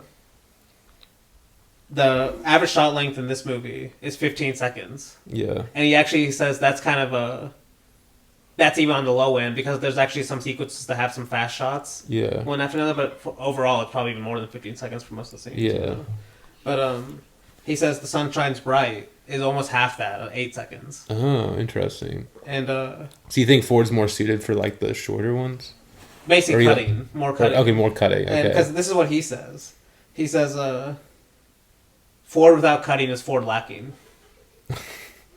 Because remember he said I talked about this week one, like Ford cinematography is the editing, how much Yeah. he cuts. So like I even we'll talk about it when on Sunshine's Bright, like the reaction shots for Ford. Yeah. You know, like how much storytelling, even environment and stuff. And to me, it just feels like a slower movie in that way. But thematically, I still love the movie. That's my problem. Maybe there's another thing. It does feel too loving for the military. Maybe that's another thing. Like even I compared to can Fort kinda get Apache, that. where it has a villain. Yeah. You know, or at least to me anyway, Henry Fonda is a villain like throughout the Yeah. movie. It's definitely more subtle, I think. Well, this one I For think sure. Marty he actually likes Marty. Like Yeah. there's no well, really villain. You know, it's like more Ford at the Well, beach. Marty's kind of a more helpless figure. I feel like because he is kind of like he kind of just like I mean the first thing Lily is an immigrant and just kind of waltzes like in here. It feels like yes. just wanders in here. Yes, Um, I mean Tag Agreement points out like he enters as like a free immigrant and he Yeah. ends up becoming a trapped American or something like Yeah, that. yeah, exactly. Depending on how you read it. Yeah. But maybe I just like to me maybe it's just there is some of the more Ford the Patriot in this movie, which I don't love obviously. But also, with your point about the like how you didn't like wasn't necessarily sure about like the how it like moves the time jumping in the second half. I think I like that because like as he like spends more time there, like it feels like I guess feels like in any place, like the more time you spend in a place, I feel like the days kind of blend into each other the more you're there, and maybe like time goes by faster. So that kind of emulates that, in my opinion. Because if he wasn't skipping so much time, it would just be showing you the same stuff kind of over and over again. Because his life doesn't change, as we've seen. No, yeah. It's just but even though it does change, I mean, it changes. There's still a lot of sameness, like the repetition of that's what not his actual son, but like the Red guy. Yeah, Red. Yeah. Him like kind of living Tag Out says living the life Marty wanted to live. Yeah. Almost living that through his kind of adopted son in a way. Honestly, there's also some similarities between this movie and Wings of Eagles, you could say too, with like the military stuff. I think you could argue. Actually, yes. Especially with the character that is like kind of in both situations, kind of just watching. Yeah, exactly. They're not like a major when I was comparing the Ford heroes in Sunshine's Bright. Yeah. Where he's more active and like changing things. Yeah. In this one, it feels like he's more just like a watcher. You know. Yeah. Ty Gallery makes a good point where I didn't even think about this, where you never actually see Marty eat throughout the movie. There's food everywhere. Interesting. But you actually never see him eat. And he says what you do see him do is just smoke. Yeah. He says like that's kind of an example of him just like Marty being on the sidelines, you know. Yeah. Damn, I didn't notice that. I think one reason he's not a villain though also is because he does realize kind of the system is bad. Yes. Yeah. Like he's like, I don't know why I'm doing this. A lot of times, like he says that at least 2 times in this movie. And whenever he's wanting to quit, so. But it's like sunk cost fallacy at this point. Like it's kind of that, but it's also just like his love for what he considers his children. Yeah. I mean, Tag Howard calls him a simpleton, which I think is a good way. I mean, yeah. Like, that doesn't make him a bad person. No, but yeah. You get why he would want to, like, just the emotion in this kind of place would keep someone here, you know? Yeah. No, it's, like, I forgot what he says at the beginning, where he says something like, is this an insane house or a hospital? And then the other guy's like, no, this is the United States Military Academy. Yes. And Tag Gallagher's like, all 3 answers are correct. All 3 answers which I thought that was funny. Damn, yeah. Nah, but yeah. Actually, okay, the one thing I was going to say, because during the break something happened where, I forgot what Blake said exactly, but he mentioned something about John Ford being a dick. Lovable dick. Yeah, but anyway, this is kind of crazy. Dagger just puts this randomly in his book, but according to Maureen O'Hara, she caught, during the filming of this movie, she caught John Ford kissing a guy while she walked into his office once. Okay. And she has this theory that he was actually a closeted homosexual his whole life. And, like, because Tag Gallagher brings up this context of, like, Ford being, like, kind of basically being this guy with unresolved tensions. Yeah. You know? Damn. No, it's crazy because he says, quote, Ford had his arms around another man and was kissing him. And then she later says, quote, one of the most famous leading men in the picture business. Later, that actor approached me and asked, why didn't you tell me John Ford was homosexual? Unquote. Damn. It's crazy. Yeah. And he even says, like, all of his fantasies, she says, like, all his, quote, his fantasies and crushes on women like me, Kate Hepburn, Anna Lee, Murph Doyle, all of whom he professed love for at one time or another, were just balm for this wound. He hoped each of us could save him from these conflicted feelings, but was later forced to accept that none of us could. I believe this ultimately led to my punishment and his downward spiral into an increased reliance on alcohol, unquote. Damn. She literally said it. She knew him for a long ass time. That's crazy. You know what I mean? That's crazy. And, like, I never see people talk about it. This is the point. Yeah, like every director, people are like, oh, he's gay, he's gay. Yeah, like, I feel like there has to be some, like, queer readings on, like, some of his movies. Like, I feel like people need to do that more. There could be more in this one. I mean, even the military. There's multiple scenes in this that are very homoerotic, so... And we brought up the whipping scene in the last... Yeah, the whipping scene. We know what John Ford got up to in his free time. Whenever Marty is wrapping Red's ankle after he hurts it in the football game is a very tender, loving scene. Yes. Okay. Honestly, yeah. Damn. That's actually so crazy. That's why I'm like, damn, this is like, why don't I see Well, I mean, people talk you about could this? obviously make the comparison between Marty and John Ford in the first place too, because Yeah. Yeah, they're actually, Irish I mean, immigrants. Tag Gallagher says this is an allegory for Ford, basically. Yeah, kind of being trapped in like the. Yes. What would you say? Like this is like Hollywood, or more just like America in general? Like Marty himself? Yeah, like if you're saying like Marty's John Ford. What he says is, quote, Marty, too, is a product of his tensions. A bit of allegory for John Ford, the conflicted empath forever sidelined. Okay. Basically, that last part, the conflicted empath, that like, you're just on the sidelines, too, you know, as a watcher. Like Ford is like a watcher, like. But also the conflicted empath. Okay. But yeah, I mean, a lot of directors call them, you know, have put themselves in this position, you know, as a watcher, you know. Yeah, the camera. You can't do anything directly, you know, you can only watch in a way. Yeah. Like what the camera does. Damn. Damn, that's interesting. But like Marty, his last name's Mayer or Mayer. Maher. It's like really close to Marty Mauser. Maher. It's really close to Mauser. That's all I'm saying. So I am valid. That is funny, I am actually. valid in thinking that. I feel like, but Also, this kind of structure we're going to see similarly next week too, the structure. with Manu Chalamet. Oh, man, Scheller. Yeah. The kind of a basically the past, and the way Tal Gallagher puts it, what I like is like basically he says the past, which informs the present directly. Yeah. That's why this flashback exists, you know, because like Damn. none of this present would have to be there without. And like it's like it starts with the present day, but then it like doesn't cut back to it until like the end. Yeah. In both movies, I'm pretty sure. Because like the main show, I'm pretty sure they don't ever go to the back. They may go back like once in the middle, but pretty sure for the most part, yeah, it's like mainly just in the past. Oh, that's true. You kind of like forget it's even in the present when you're watching it, or like that it's like a memory or like a flashback, but kind of like this one too, you could say. But yeah, yeah, we can go ahead and get into it.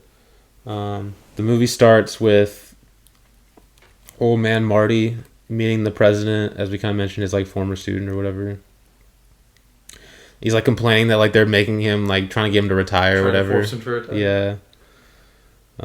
I just like how he pulls out his pocket. He's like, "Oh, sorry, sir." He's like, "Oh, don't worry, Marty. I wouldn't know you without it." Yeah.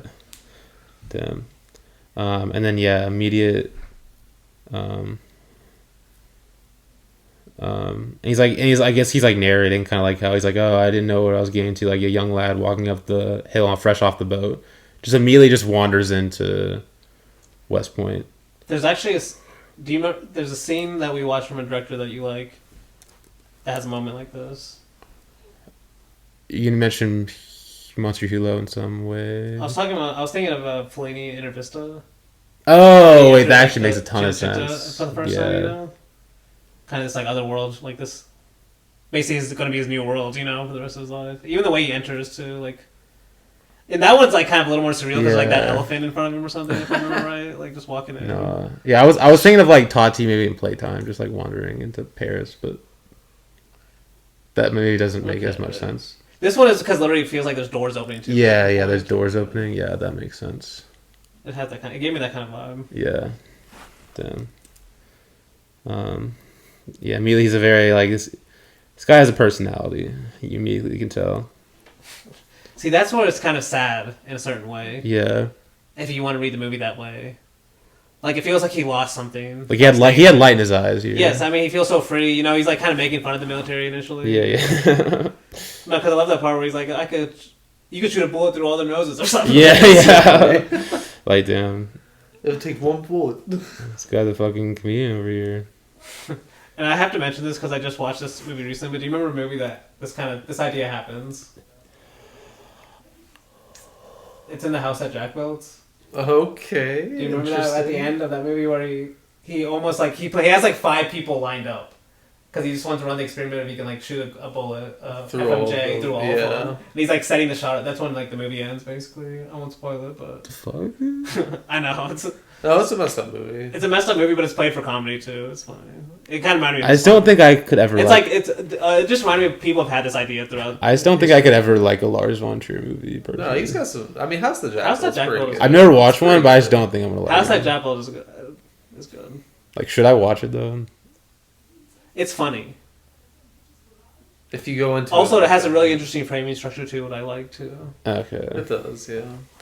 interesting. And it's actually really it has some really interesting montage. Like it uses images really interesting to me, especially for like kind of Have you seen any other of his other movies? no.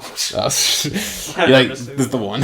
People like him. Like I know he has his fans. Yeah. Like, he's also super controversial. Anyway, but yeah, we see Marty. He's like basically his first job here is like the waiter. And he's pretty bad at his job. Yes. Well, it's always first of all, it's funny like him walking around like observing all the soldiers like eating and like them doing their little like I don't even know what you like. Hazing, basically. Yeah, hazing. That's what I was looking for. Hazing's so weird too. They're like standing up really straight. They're like, "Rah." Like I don't even know like. Tuck that chin in, nigga. Yeah. And they're, like having to answer like random ass like trivia questions and like stuff. leather and like what's the Yeah. definition of leather and shit. Like Yeah, that. that's the main one. I feel like I remember. And then yeah, like Marty drops the fucking bunch of fucking bowls and stuff, bowls and Well, he plates. gets in a fight with that other guy. 'Cause he's Yeah, being a well, no, dick. yeah, he, he's like going to get his paycheck when he's leaving, and the guy's like, well, you owe 3 like back weeks of pay or whatever because of Well, he's going to get breakage. his paycheck, and then the guy Yeah. just like laughs at him. He's like, "Oh, we don't, you don't work for pay here or Yeah. something, basically." And then Well, no. just- Well, he's saying he's lost like all of his paycheck. Well, through no, I'm Vegas. just talking. I'm talking about the guy before, like the actual guy that he gets the money from. Oh. He just like laughs at him. He's like, "Oh, you're not working for pay here." Like, Yeah, and then like but the one But, guy yeah. gives him the $3 of his money, and like Marty's like so like happy about it. He's like, oh, it's the most kindness anyone's ever shown me. And then like the one soldier walks that's like, directly- you owe me $5, and then like it's just like of course there's just like a pushes him, and there's just like the biggest like table of like plates behind him, and they Like, all this fall. is where I'm like, this guy needs to have a better setup. Like, why are all these plates being stacked like this right in the middle of the Yeah, literally, that's like you're asking. Especially for with it. Marty working. Yeah. Like keep him in some type of like hidden room or something, like locked room. Marty doesn't even have a key. And now that I'm thinking about it, like, I kind of know the behind the scenes of this scene. Like, were these real plates? What else? I was is like, it? look how many plates there were. Like, it could have been a little dangerous. I feel like with how much glass was breaking, or like. I mean, what else would it be? It's not Fucking. glass. It's what not is it? glass, it's ceramic, yeah.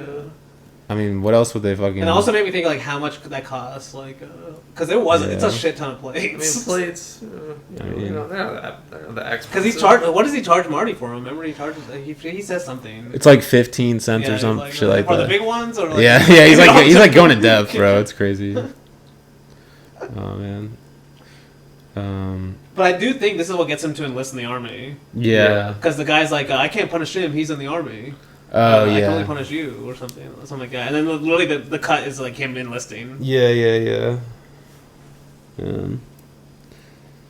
And this Corporal Hines guy comes back quite a bit. Yeah, he does. Too. Also, Corporal Hines sounds like a Nazi. That's like I couldn't stop thinking about that. Like Hines. Why is that Nazi? Like Hines just sounds Just like because a. it's a German accent? Well, Hines sounds German. Heinz That's, is- See, Heinz that's is- stereotyping right there. What about Heinz ketchup? You calling that Nazi? That's German, but like German. That's basically what he's saying. yeah, Like, that's it's what German. he's It's saying. Nazi. German What military. about the guy, the dog in Open Season 2? Is he a Nazi? Or the squirrel? I mean, yeah. I mean, I don't know his secret No, the sympathies. squirrel is Scottish. Oh, that's The Scottish. dog. The dog German. is the dog is German. Dog is German. Oh yeah, if you can't tell. I mean, Dave, maybe- I rewatched Open Season 2 for Oh, So you some were yeah. true fans before Luke. No, of course not. You haven't seen it as much as me. But See more recently though. you know. Anyway, I don't even remember. Where was I? Throwing him off. We see him like fucking with the cannonballs. I mean, This is kind a of great shot. Because that shot's gonna be repeated later Yeah, on. this is a Yeah. great Shoulder. No, yeah. This shot kind of reminds me of like a tramp moment too. Yeah. Like I a can see tramp with that. some shit like this. Like, also, just the Yeah. idea because of the idea of him on the sidelines is yes, he takes care of these cannons, but they're not gonna be used. These are all show cannons, you know. Yeah. Like, they're not for actual battle or anything. Yeah. And then like we get the scene where he's in like the courtyard, standing guard at like the ball or whatever. I think he's like talking to Corporal Hines, and they're like whenever someone walks by, like he has to like salute them, stuff like that. This also when he lets that soldier go and like take care of the girl that crashed her car or something. Outside. Yeah. This is kind of a long scene, honestly. No, yeah. Some of the colors too, like there's like little like decorations and stuff. It's like paper. It's like Chinese lanterns, like paper lanterns. This is also another idea of him being on the outside, because the dance is going on inside. Yeah. The scene basically stays outside the whole time. No, this set's great. Like honestly, like I feel like this feels like one of his more expensive movies. Interesting. Like with some of these sets, like they're pretty detailed. Mm-hmm. Like they're obviously shot in studio. I feel like it's pretty obvious, but yeah. Oh, and then we get the great scene where he like runs over to Corporal why does he punch him again? I forgot. Because he thinks, because remember he lets the soldier stay out past the curfew or whatever. Okay, yeah. And he's basically doing him a favor because he's standing guard. And he's like, yeah, I don't see anyone out there. Okay, yeah. But then later that soldier gets in trouble. Yeah. The next day. Yeah. So he thinks this guy informed on him. He calls him. He goes and punches him and calls him a dirty informant. No, he's like Corporal Hines, permission to speak, and then he's like just like you're a dirty informant, punch him. Yes. Damn, yeah.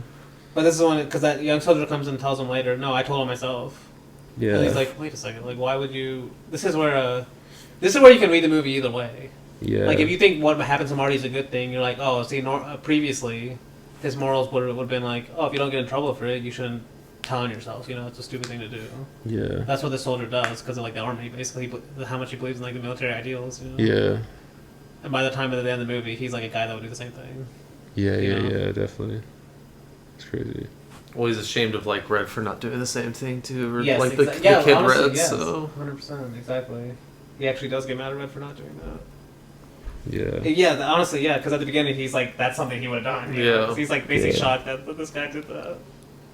Yeah. And then he also tells him you have to report to the Master of the Sword, which is Warbond. Which is a great title. Yeah. Great title. Yeah. And it's like, yeah, because like they're boxing or whatever.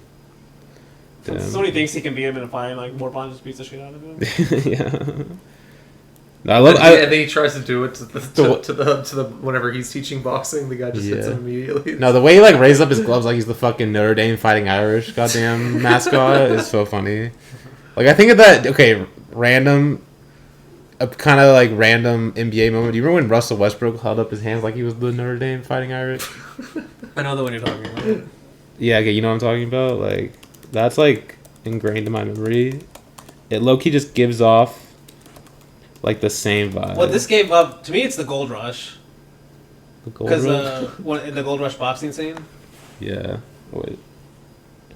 Do you not remember? What I'm I don't think I remember that scene specifically. the Gold Rush boxing scene.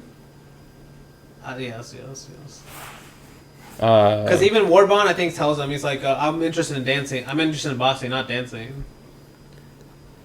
You talking about City Lights? City Lights. Yeah, I was thinking, Gold Rush. I don't remember. Oh Fucking. my God. You know what I fucking meant. You know. No, I did not. I was so good. I was thinking like, is he talking about City Lights? But like, I didn't. Yes, I was talking. Okay, I didn't want to be like, yo, am I like a fake Chaplin? To me, the images in my head is exactly what I'm talking about. But like the title is like. Yeah, no wonder you were like, what? You don't remember that? You were like, you so. should know what I was talking about anyway. Because I was like, this is the famous boxing thing. I was like, are you sure, Danny? I don't know. I don't remember that. I mean, he's also kind of boxing like that Irish guy in The Quiet Man.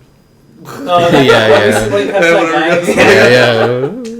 I mean, that was just probably the technique back then, honestly. Yeah. They were teaching this garbage ass. Like, fucking, like, who's the most famous boxer in the world? Jake Paul now, probably. Stop. It'd be like actual good boxers, like if like what if like Canelo Alvarez? I almost said Canelo Alcaraz. You did. Not almost. You did say that. Canelo Alvarez. That's his last name, I think. Yeah. Imagine him like doing that shit today. Like, bro, that'd be hilarious. He should honestly do it like once. Especially if you start dancing around the ring like he's doing. Yeah. No. Where were we at? Basically. Oh yeah. Okay. So yeah, he's like he's takes him under his boxing. wing. And this is when he sees Maureen O'Hara for the first time. And like she doesn't say a fucking word. Yeah, she's like a mute, Irish It's really immigrant. She hasn't talked to him for a while. Yes. No, see, yeah, like when they're like first like meeting is so awkward, but it's like so funny. Well, we're gonna learn later. This is also kind of a trap set by Ward Bond in a way, you could say. Okay, yeah. Because he's like, she says later, Ward Bond told me not to say anything to you, or else we'd start fighting before like you fell in love with me. Yeah. Damn. And then he's teaching the boxing lesson already. And then hilarious. Well, he gets knocked out. Yeah, gets Yeah. knocked out While he's immediately. This actually also happens multiple times where he's teaching something, but he kind of looks like a dumbass. He's bad. No, he literally says, "Now you have permission to try to hit me," Yeah, and then Well, he does the Ward Bond. and then he He like, thinks Ward he's like Bond. Ward Bond, all, like with no training. yeah, and then like, no, it's funny because the way it cuts to it, you don't even see the boxing, like you don't see him punching him necessarily. He cuts to like a lower angle shot of like just their legs. You just see him like kind of like fall back. It's like such a good shot. The swimming one's definitely funnier though. Oh, Oh, was swimming one's a hilarious. classic. that Like, one's kind of fun too. I can't lie. with the Just like being hung like that, like by a rope. no, That's well, how okay. they- Before that's we how they get train dogs. before we get there though, Dogs don't have to be trained. we see like Marty at like her house, Maureen O'Hara's house, and she's like trying to talk to her, but she won't like say anything. Still, she's like making the cake or whatever, He's like fixing stuff, isn't he? Yeah, yeah, he's, like, fixing shit. and shit goes wrong, of course. Well, Fucking- the other one like turns on the water whenever he's under there. Just, yeah, like, yeah, explodes yeah. on. He He gets starts, like, drenched. he, like if he could cuss, then there would be cussing in this part. Of Yeah, the movie yeah, whenever he's yeah. cussing at her, but Nah, he definitely wanted to let something fly there, for sure.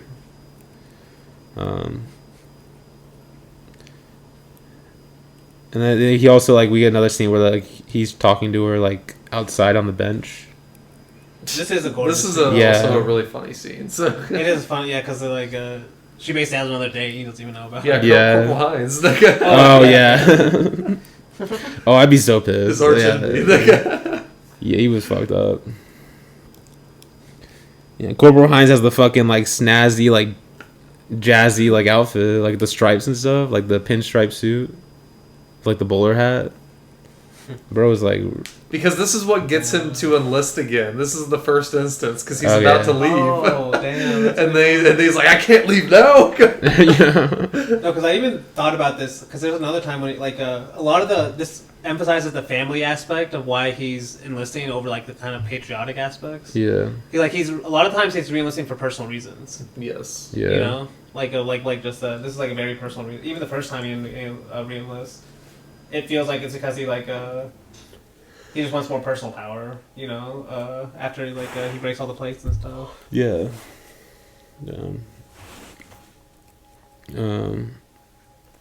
It kind of just happens though. Like right after he goes and talks to her next time, she's like, Yeah. I'm not with you. Yeah, she basically, this is when she talks to him. Yeah. Yeah. And yeah, the rest was history. The rest was history. But yeah, we see, basically, that now they're basically just in love now. Like, we had like that shot of them walking outside the house and like he's like saluting the flag. Oh, that's a great shot. Yeah. Because you see the little soldiers in the distance on the like right corner, top corner, in like the background. Oh yeah, He yeah. was saluting to, and they're like in All the the foreground on green. the left side. Yeah. Well, yeah. Well, Ford There are knows. some great white Ford, shots. Ford knows when you have someone with like that red of hair with like Maureen O'Hara, you got to put some green in there because then it stands out so much more. It does. Even just the And, rest, and I'm sure there's also some reading you could say between like, you could say the first scene with them as like a couple is them like saluting the like it's like they're like almost like the flag is almost entrapping them, like they're like bound to the I mean, both of them to the are, institution, right? bound to the Yeah. flag, bound to like America, like I don't know something This like is another thing where like you can definitely read it as a bad thing in a way. yeah. That's where I'm like Ford. I don't think does maybe, but like he leaves the kind of openness to. Yeah. He's definitely critical. Like He's definitely critical, yeah. Yeah. It's really interesting. Oh, and then like they get in the thing where like the argument where he's like, he knows like was it like $30 like $300 got withdrawn from their account or something, some amount of money. Yes. And like he's like, oh, who did that? Like I need to figure out like the thieving bank or whatever. And she's like, well, no, I withdrew. He's like, why'd you withdraw that? Like that was for like our family to get from Ireland to here. And then she just like quietly opens the door and it's just them right there. It's so good.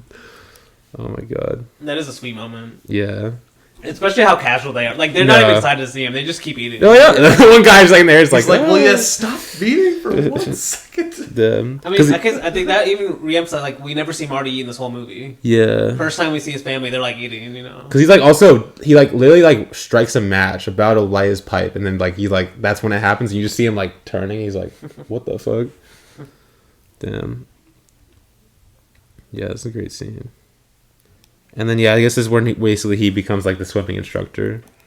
Yeah, we immediately see the fucking war bond with him in the rope, which is so funny. Trying to train him. Yeah. War bond's having a great time in this scene. No,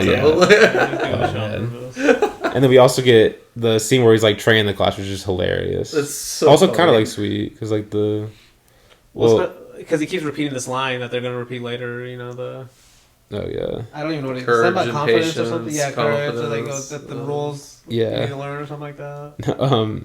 And then basically, yeah, and he wants them to do the breaststroke, but the one guy, like, just, like, goes in and just, like, freestyles, like, really quickly there and back, and is like, that's good enough. I know how to swim well enough. This and is then, red, yeah. Yeah, and then basically Marty trying to impose his power is like, yo, I'm gonna go, like, give him a talking because he, like, runs to the locker room or whatever.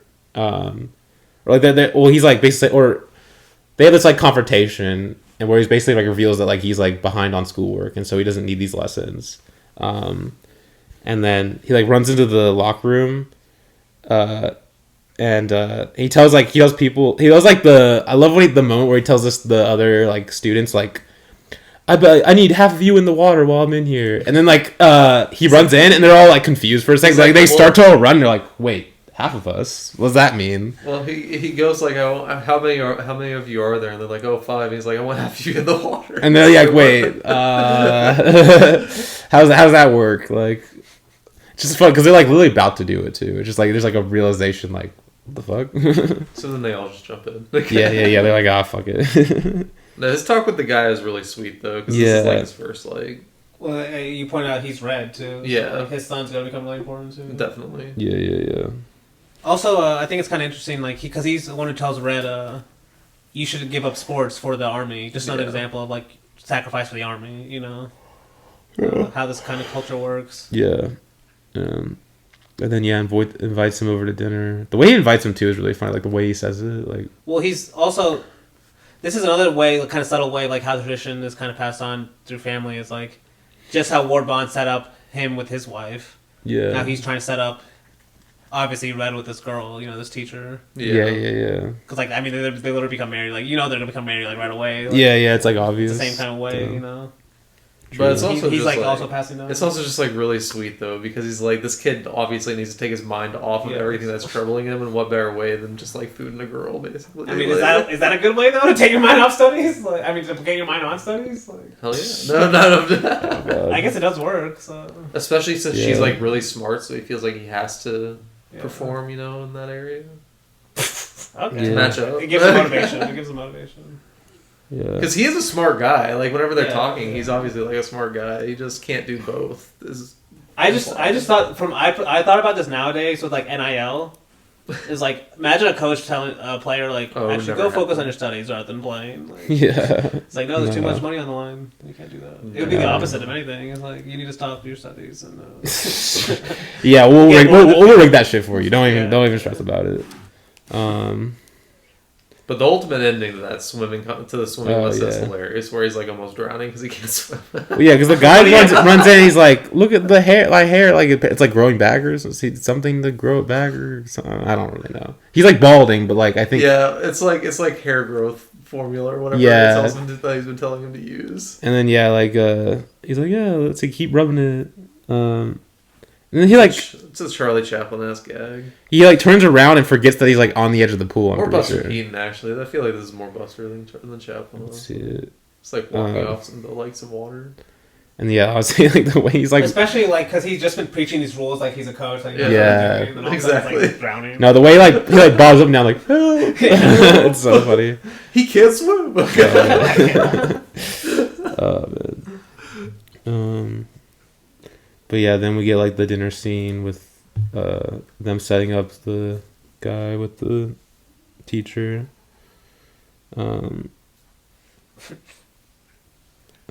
He also makes it. This is where it's like you can feel the kind of time, like how much time has actually passed, because he makes this like small joke where he's like, "Yeah, I made the mistake of telling her I used to be a waiter. I never dropped a dish once in my life." Yeah. Like the scene we just saw, earlier. Like, Yeah, this yeah. fucking guy. No, goddamn, yeah. But yeah, then we see football happening. Old time. Muddy football too. Yeah, so it's like this is like This is like rugby almost. Yeah. basically, like It's like I can't believe these fields these guys are playing on. Like the amount of injuries like they must half have had mud, yeah. is It's crazy. like a half mud field. The amount of ACLs that must have been torn during this shit. It's crazy. Except for then, they didn't know what a torn ACL was, so they're just playing on that shit. Yeah. That I might hear be no really bell. hurts. Like, I just walk it up. You don't get MRIs or anything. Yeah, what the fuck is that? Oh, imagine the concussions, dude. Oh, Oh, Jesus. God. Amount of brain damage this probably gave people. I mean, we kind of see the invention of the pass play, though, don't we? We do. Or at Yeah. least the revolutionizing. That's illegal. Like, no. Morbon's like, no, it's right on the rule. It's great because he's betting on the games, too. Yeah, yeah. That's also a modern thing. Yeah. Fucking Chauncey Billups. I wonder if like is this actually how like the forward pass was invented or not? They must have had it, but again, they were just using it all the Okay, time yeah. because Okay. they just started throwing every play. Like, we're not ready for that. Yeah. What the fuck? No, that's so funny. Like, this isn't football. Yeah. Damn, yeah. God. I mean, also, Ward Bond looking like Joseph Stalin. Okay, yeah. Like, why does he look like this too? Like, it's like it looks like Stalin, bro. Like, Damn. No, he's got some great smiles in this movie too. Yeah. I screenshot of there's one where he's like when he accepts him for the first time to be his dude, and he just like smiling at him. That stash is great. nah. Oh man. But this is obviously No, this is where because he bets with his dad. Yes. Yeah, $50 or something. Which back then that was a lot of money. Yeah, like that. That's That's a crazy. good bet. Like, there's some serious money being put on these games. Yeah. And his dad is like, let that be a lesson to you, my boy. Never bet against the Holy Mother in the church. Is bet against Notre Dame? Yeah. But yeah, basically the next major scene though is when we basically find out she's pregnant. Maureen O'Hara's pregnant, and they're gonna have a kid. Once again, the dad knows everything before he does, which is hilarious. 'Cause he's Yeah, the one yeah, who tells yeah. him. No, yeah. Yeah. Does he also get teased by the brother in this before the child dies? Or is that It's after? basically it's all this. Yeah, it's kind of like all like okay. Yeah, because The brother he's threatening to leave. Yeah. With the brother, and then the father's like, honestly, the father uses this information to keep him here. Yeah, Yeah. he does. This is where it's like you can see it as kind of a dark moment, like basically how these traditions get kept even in a negative way, in a certain sense. Because like you can say the right decision for Marty would be to leave, Yeah. especially if you can make 4 times the salary. I mean, definitely. Yeah. But then at the same time, is going to a business world the right thing to do? I don't know. Like it's like you can't win. There's no winning in You America. can't win in the world in this world, Yeah. But yeah, that's when he learns that she's pregnant, which is going to end up keeping him here in the long run. A personal reason for that he ends up staying Yeah. is when the child dies. Yeah. To me, this is one of the best scenes of the movie. No, it's a great scene. Yeah, because they're doing like the Christmas Carol ass like thing. There is a lot. There is a surprising amount of just like music in general in this Yeah. movie. That, like I wasn't expecting it, but I appreciate. Yeah, they're doing this whole like show. Also, thing. just the swing. This is a classic Ford kind of contrasting your emotions. Yeah. Just like the huge swings where all of this great happy moment of the child being born. And like them They like come celebrating. and all these soldiers come and sing to him, and they give him the Yeah. sword. But then there's I realized there's a shot of him holding the sword, and he's like kind of like just like looking down, Yeah, he's not yeah. happy, and I'm like, oh shit, something's really about to happen. Like, I Yeah. can tell, like, right then. No, something's like, gonna oh happen. shit. And then you hear the knock on the door. Like, You're like, oh, oh fucking hell. you know that Who's died? Who died? God damn it. And yeah, of course, the baby the doctors come and tell us the baby died. Damn. It's like he like steps outside. It's all like shadowy and stuff too. Yes, it's like really dark. Yeah, and yeah, he like bangs the sword on the thing, and then yeah, he's cut. He's at the bar. Immediate cut. Like damn. I get it, bro. And that's when he goes to the hospital too. Yeah. Well, it's also another really sweet moment because like his students basically come and get him. They kind of like rescue him. Yeah. No, it's a sweet moment. It's another one of those kind of like, yes, this is the military, but like the family parts that are keeping him here, you know? Yeah. Or the community aspects. And then like they like watch the parade through the like the march. That's where I was saying this is one of my favorites because it's like this is what they see as their children. Because she even says like you're gonna have to get used to that. The doctor said I might not be able to have a child again. Yeah. And this is what I was saying. You could say this is what keeps him here. Where like they realize they can't have he realizes they can't have kids. But like these are basically his kids. Yeah. It's even also, like Luke, I mean, like Blake said, his students have just come and saved him in a way. Yeah. You know, you can see like that being like his kids. it's also like the march of time too. You could say. Yes. Yes. But yeah. And then. I mean, she even says something like that. There's so many fine boys here already, or something like that. Yeah. Then we see like the I forgot his name. The guy, the red guy. Harry Carey Jr. Oh yeah. Well, that's the actor's name. His dad. Well, the guy graduates, right, and then. What was this before? Like that guy ends up one of the Harry Carey Jr. The guy that gives him the sword. Yeah. He ends up being Dwight Eisenhower. Okay. Yeah. Later on, or I mean, we all know who Dwight Eisenhower is. Yeah. So. It's like an MCU moment, like. Kind of is, honestly. Well, I mean, this is where that thing. Like, if you like West Point, you would love that Marty speech he gives later on. Yeah. Where he's like, people like MacArthur and Eisenhower, we created people like this. West Point creates people, men like that, or something like that. It's like you think great men are just born, like they're made. Yeah. Exactly. Right here in West Point. Yes. With that kind of with the picture of Ward Bond. It's not a picture, it's or like not. a Yeah, like it's like an engraving or something, engraving, a plaque. Yes. That gray mustache. Yeah. Remembered forever. And then I think the war breaks out. Yeah. Here, yeah. And we get World War I anyway. Yeah, I think they're all eating, right? Yeah. No, they're all at church. They're all at church, and then someone comes in and gives the note to the preacher, and the preacher said, "I've been told to inform you that the Japanese have just attacked Pearl Harbor." Well, that's World War II. Is that what? That's World War II. Yeah. This is still World War One. Yeah, because they even talk about the Lusitania sinking. Oh yeah, that's the one. Yeah. I can say. I mean, that's the thing. Like the repetitions feel the same in West Point. You know. Yeah. In a way, it's like, oh, it's another war that he has to get ready for and stuff. No, yeah, damn. But then, like, Marty tries to enlist, but of course, like... His father tries to enlist, too, which is also funny. Damn, yeah. He's like, the father lying about his age. He's like, lying about everything. Yeah. He's like, height 6'4", age 42. Weight 200. Like, damn. Like, bro wants to go to the trenches, dude. It's crazy. There's also a great shot, too. This is just kind of a side scene. Of like a... I'm putting the stuff in the book. Well, I was going to say more the soldiers leaving with the train. Oh, yeah. Wide shot of like the... Yeah. Them all throwing their hats. I was like the soldiers that are actually going to war leave. Yeah. No. Damn. It's like a very happy moment. And then you're like, damn, they're all going to die, basically. Exactly. Yeah. But the camera stays back, you know, with the kind of more just the sameness of West Point. Yeah. And we also see, like, he basically, like, for every, like, student that dies or whatever, he puts, like, a little ribbon. Or the ones he knows. Yeah, the ones he knows. That is a really sad moment. Yeah. When he comes home and he just does that. Yeah, true. And like there's also, you could say, like, to me, it's one of the best examples in the movie of him kind of being just a watcher, you know? Where, like, he comes... Actually, this is the scene where he comes back, puts that ribbon for the first time. Yeah.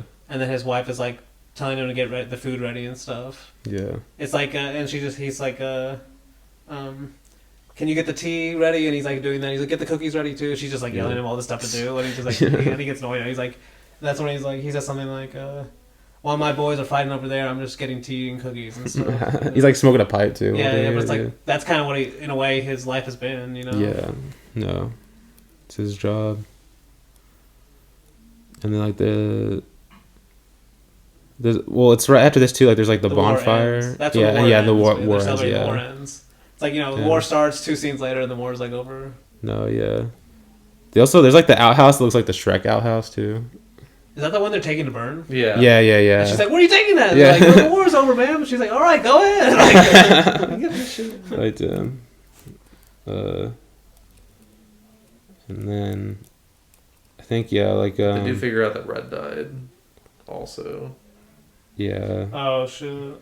Yeah. Because Kitty's pregnant. Yes. Or she just had a kid. I can't remember. This is like this is another. That's a really big contrast moment because they're celebrating the war being won, and then he comes in and puts another ribbon on Red's name in the yearbook. Yeah. And that's how we know, like, oh damn. Yeah, damn. Rest in peace to that my dog. And this is where he's like, you think he might actually decide to leave because this is actually the scene where he decides, these fine young men, we teach them honor, and then we go and send them off to war to get them killed. Yeah. I'm tired of it. And he's like, we're going to New York, take care of Kitty, because Red's wife is in New York. And that's when they're deciding to leave, and they actually do leave. They say bye to they say bye to the father because the father's like, no, I'm staying no matter what. Yeah. But yeah, that's when they actually end up going to New York. Damn, yeah. But then, like, immediately they're like, we gotta go back. Yeah. And then like, we need what they offer. And so basically, like, because then doesn't it like? Oh, actually, this is another thing. Like, if you're a fan of West Point, you're like, oh, that's so nice of West Point. You know, they because they send a letter. Yeah. Of to Kitty of Red Jr. automatically gets appointment in West Point. Yeah. Yes, if he wants it, which is hard to get into, you know. Yeah. So you're like, oh damn, that's so nice of them. But like, if you don't like, that's another way of just like manipulating his life in a way. They even talk about this. Yeah. Where they're like, what's right? She says like, what right is it for them to choose what my son does? Yeah. But then what does he end up doing? Yeah, like immediately he's like, yeah. Yeah, they end up. Like you can see that as like so sad in a way. Well, this is what it's actually like what gets him to go back to West Point also. Yeah, exactly. He wants to be part of this. Like because he's basically telling her like why it's not a bad thing. Yes, exactly. Immediately the reason why he left because it was a bad thing. It's just crazy. Yeah. And we end up going back. You know, and we see him with the cannonballs too. Like that's why it's like if you want to read this movie really sadly or depressingly, like this going back to is like the moment like. He went back to a negative thing, you know. Like his fate is sealed here. Yeah. I mean, his fate is sealed either way. Yeah. Is it a good fate? You know, it depends on how you view the movie and like what his decisions definitely. Because he's definitely losing freedom, you know. And I mean, like immediately, it's like cuts back to the same cannon shot, like. Damn, that's true. Yeah. Yeah, and then we're seeing like Red Junior's now there.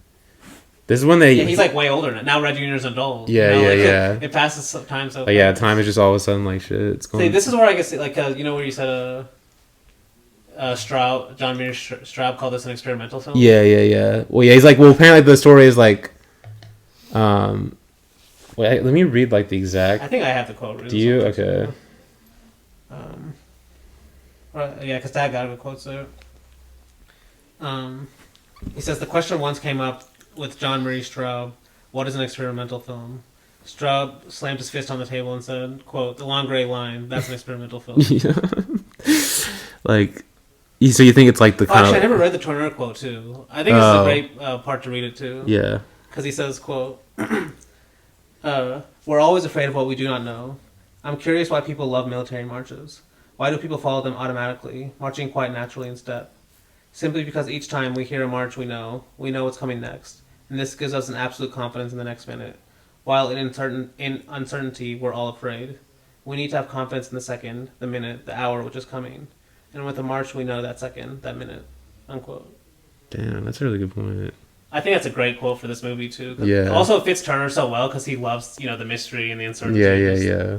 The ambiguity of things, Damn. you know? Yeah. But like he sees that as like that's what people find horrific. Yeah. And so you can see Marty choosing this life is like the opposite. He's choosing the safe path. Yeah, like He chooses the march. everything. Yeah, like the government appointed everything. Yeah, it's just the kind of comfort of this West Point. Everything is as much as possible try to keep the same. Yeah, no, true.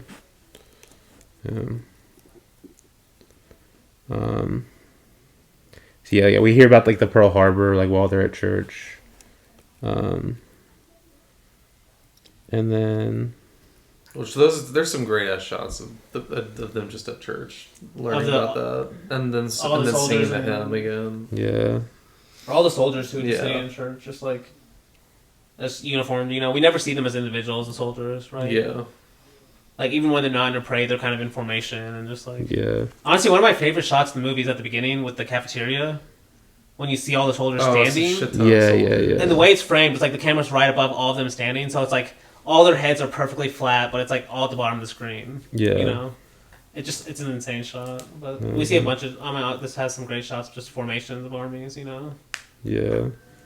We also see like the young soldier talking to him in the cemetery about was that like talking about like the marriage that got annulled or whatever. Yeah, that's when he's disappointed with Red Jr. Yeah. Okay. Yeah. Because he got married for 4 days. Okay. Yeah.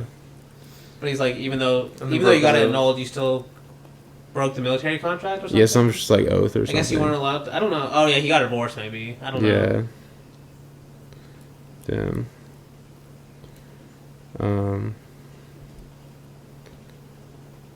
But yeah, he basically wants him to go tell what he did. Yeah. That's when Red Jr. comes back and he's like he comes back as a plebe.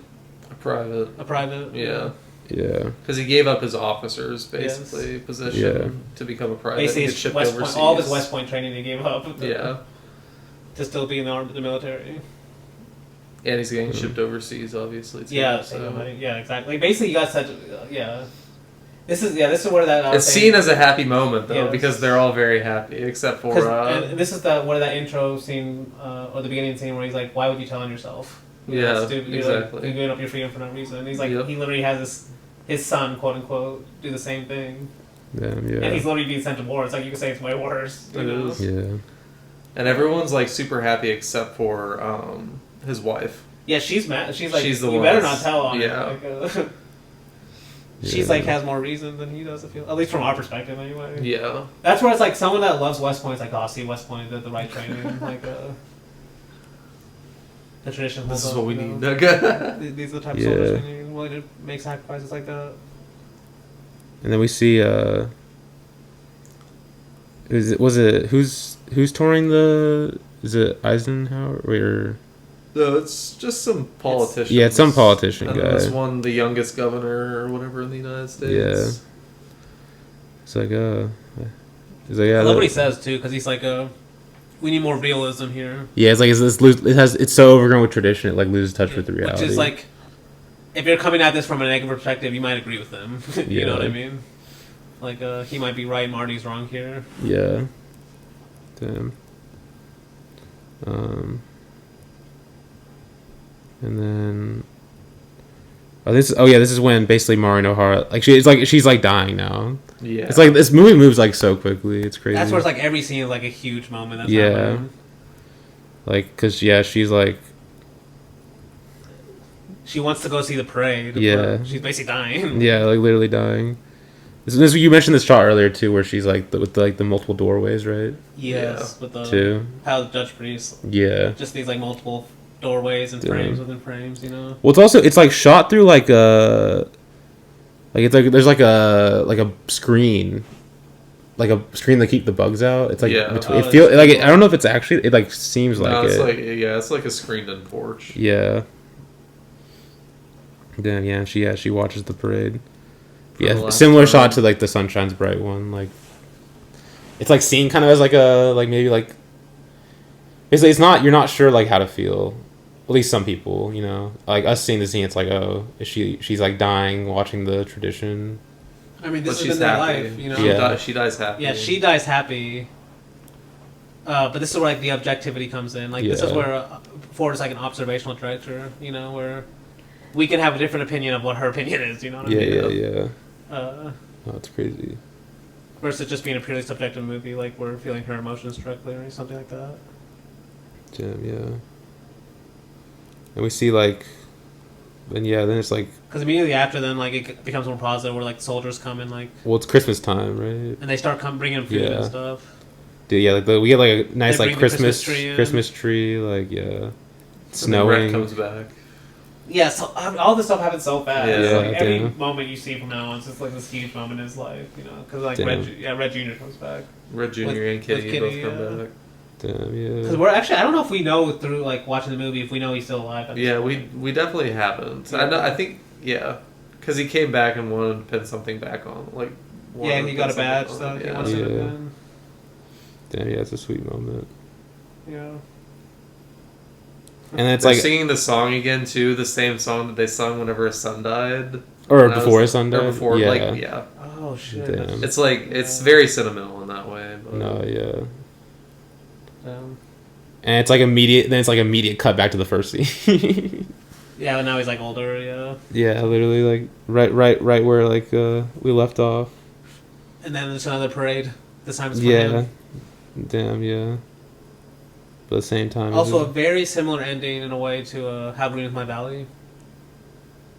When he sees like the dead. family Oh members. yeah, Mm, okay. Either way yeah. shot, this like low angle shot, and they kind of just Yeah. walk into the frame like with a reverse shot, and he's like just like only like you could say he's the only one seeing them in a way. yeah. I mean, he definitely is the only one seeing. Yeah, Yeah. yeah. Well, it's a similar shot to the Quiet Man ending, right? Oh, when they're all saying like waving. Yeah. too. I can see that. Yeah. Like with the I was just saying more low like angle. he's seeing dead people. Like, the yeah, memories kinda it's just taking it's over, shot you know? similar to the Quiet Man. Yeah. The emotions are over. The idyllic Yeah. memory kind of. Damn, yeah. No, damn. This is Yeah. an insane parade or like march though. There's so many extras, dude. Yeah, This one's Yeah. this is crazy. insane. That's why I'm saying. Like, I feel like this has to be like a higher Like budget I thing, can see it 'cause it's so Yes. crazy. because they're just in this giant ass field, man. Yeah. Like I you mean- can definitely tell there are people just watching, like in the background, that are not part of the movie at all. Obviously, Yeah. I but mean, I don't blame him. This would be. oh, cool I to don't watch, either. It would be honestly. amazing. Yeah. Even though I don't want to support that, but You- it is kind of cool. Like it's impressive to watch this. Like So you love That kind of imperialism. coordination. Danny loves imperialism. it doesn't matter the military. It could be the Chinese military. I mean, hey, they're. Have you ever watched any of their Yeah, stuff? no, they- I mean, It's dude, insane. they're cooking us, bro. It's crazy. They got so much more war than us. I feel like. They definitely are the future. But Yes. We're saying this on John Ford podcast. Yeah. So yeah, if the United States government is listening to this, we are not Chinese assets. why would you say that? It's like, it makes me more suspicious. Yeah. Definitely not. But anyway, yeah. But yeah, We love that's John Ford. Actually, to close this out, I could mention just to talk about Ford's like contradictions. The president that loved him at the end of his life was Nixon, Oh yeah. which is crazy. He called Ford one of his heroes, Yeah. and apparently he was actually a big Ford fan. Like he screened some Ford movies in Let me look up like a the list. White of House. What John Ford? Oh, you gonna read the quote? I have. He said, quote, this is Nixon, in his life and his work, John Ford represents the best in American films and the best in America, unquote. And he said, many movies are sick because those who write, produce, direct, and act in them are sick. It just isn't considered fashionable to portray the old virtues that John Ford stood for, unquote.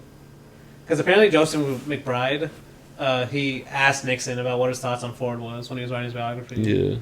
And Nixon sent him like a 4-page essay on Ford. Damn. And he has he posted the full essay somewhere, Yeah. but If Richard Yeah, Nixon was like- alive, we'd have him on the podcast. he's like, but we're like, you can't talk politics, you only have to talk about John Ford. Yeah. You cannot bring up Watergate, bro. Was that Nixon? Yeah.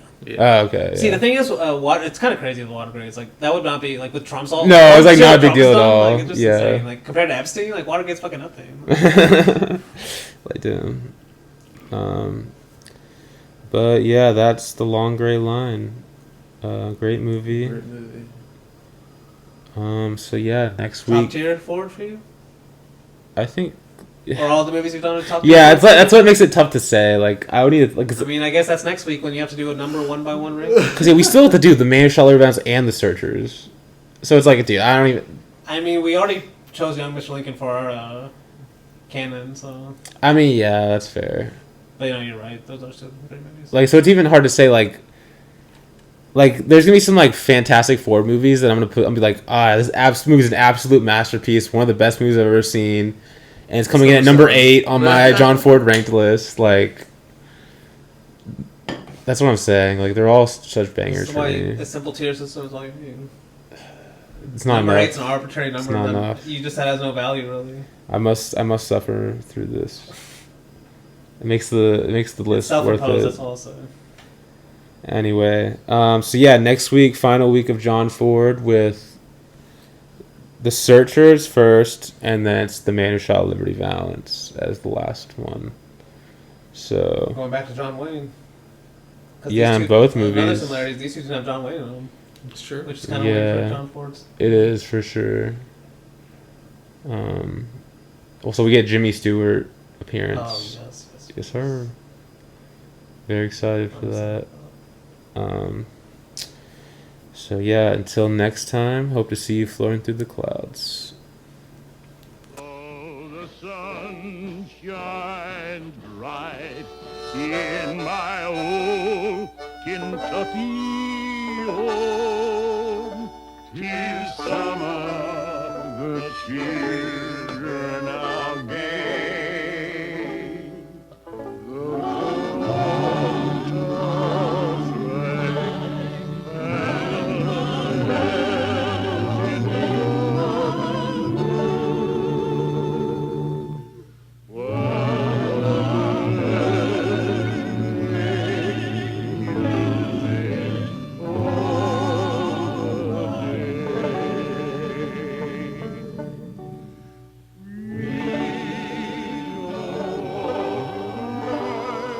Ted, I gotta take my medicine. I gotta get my heart started.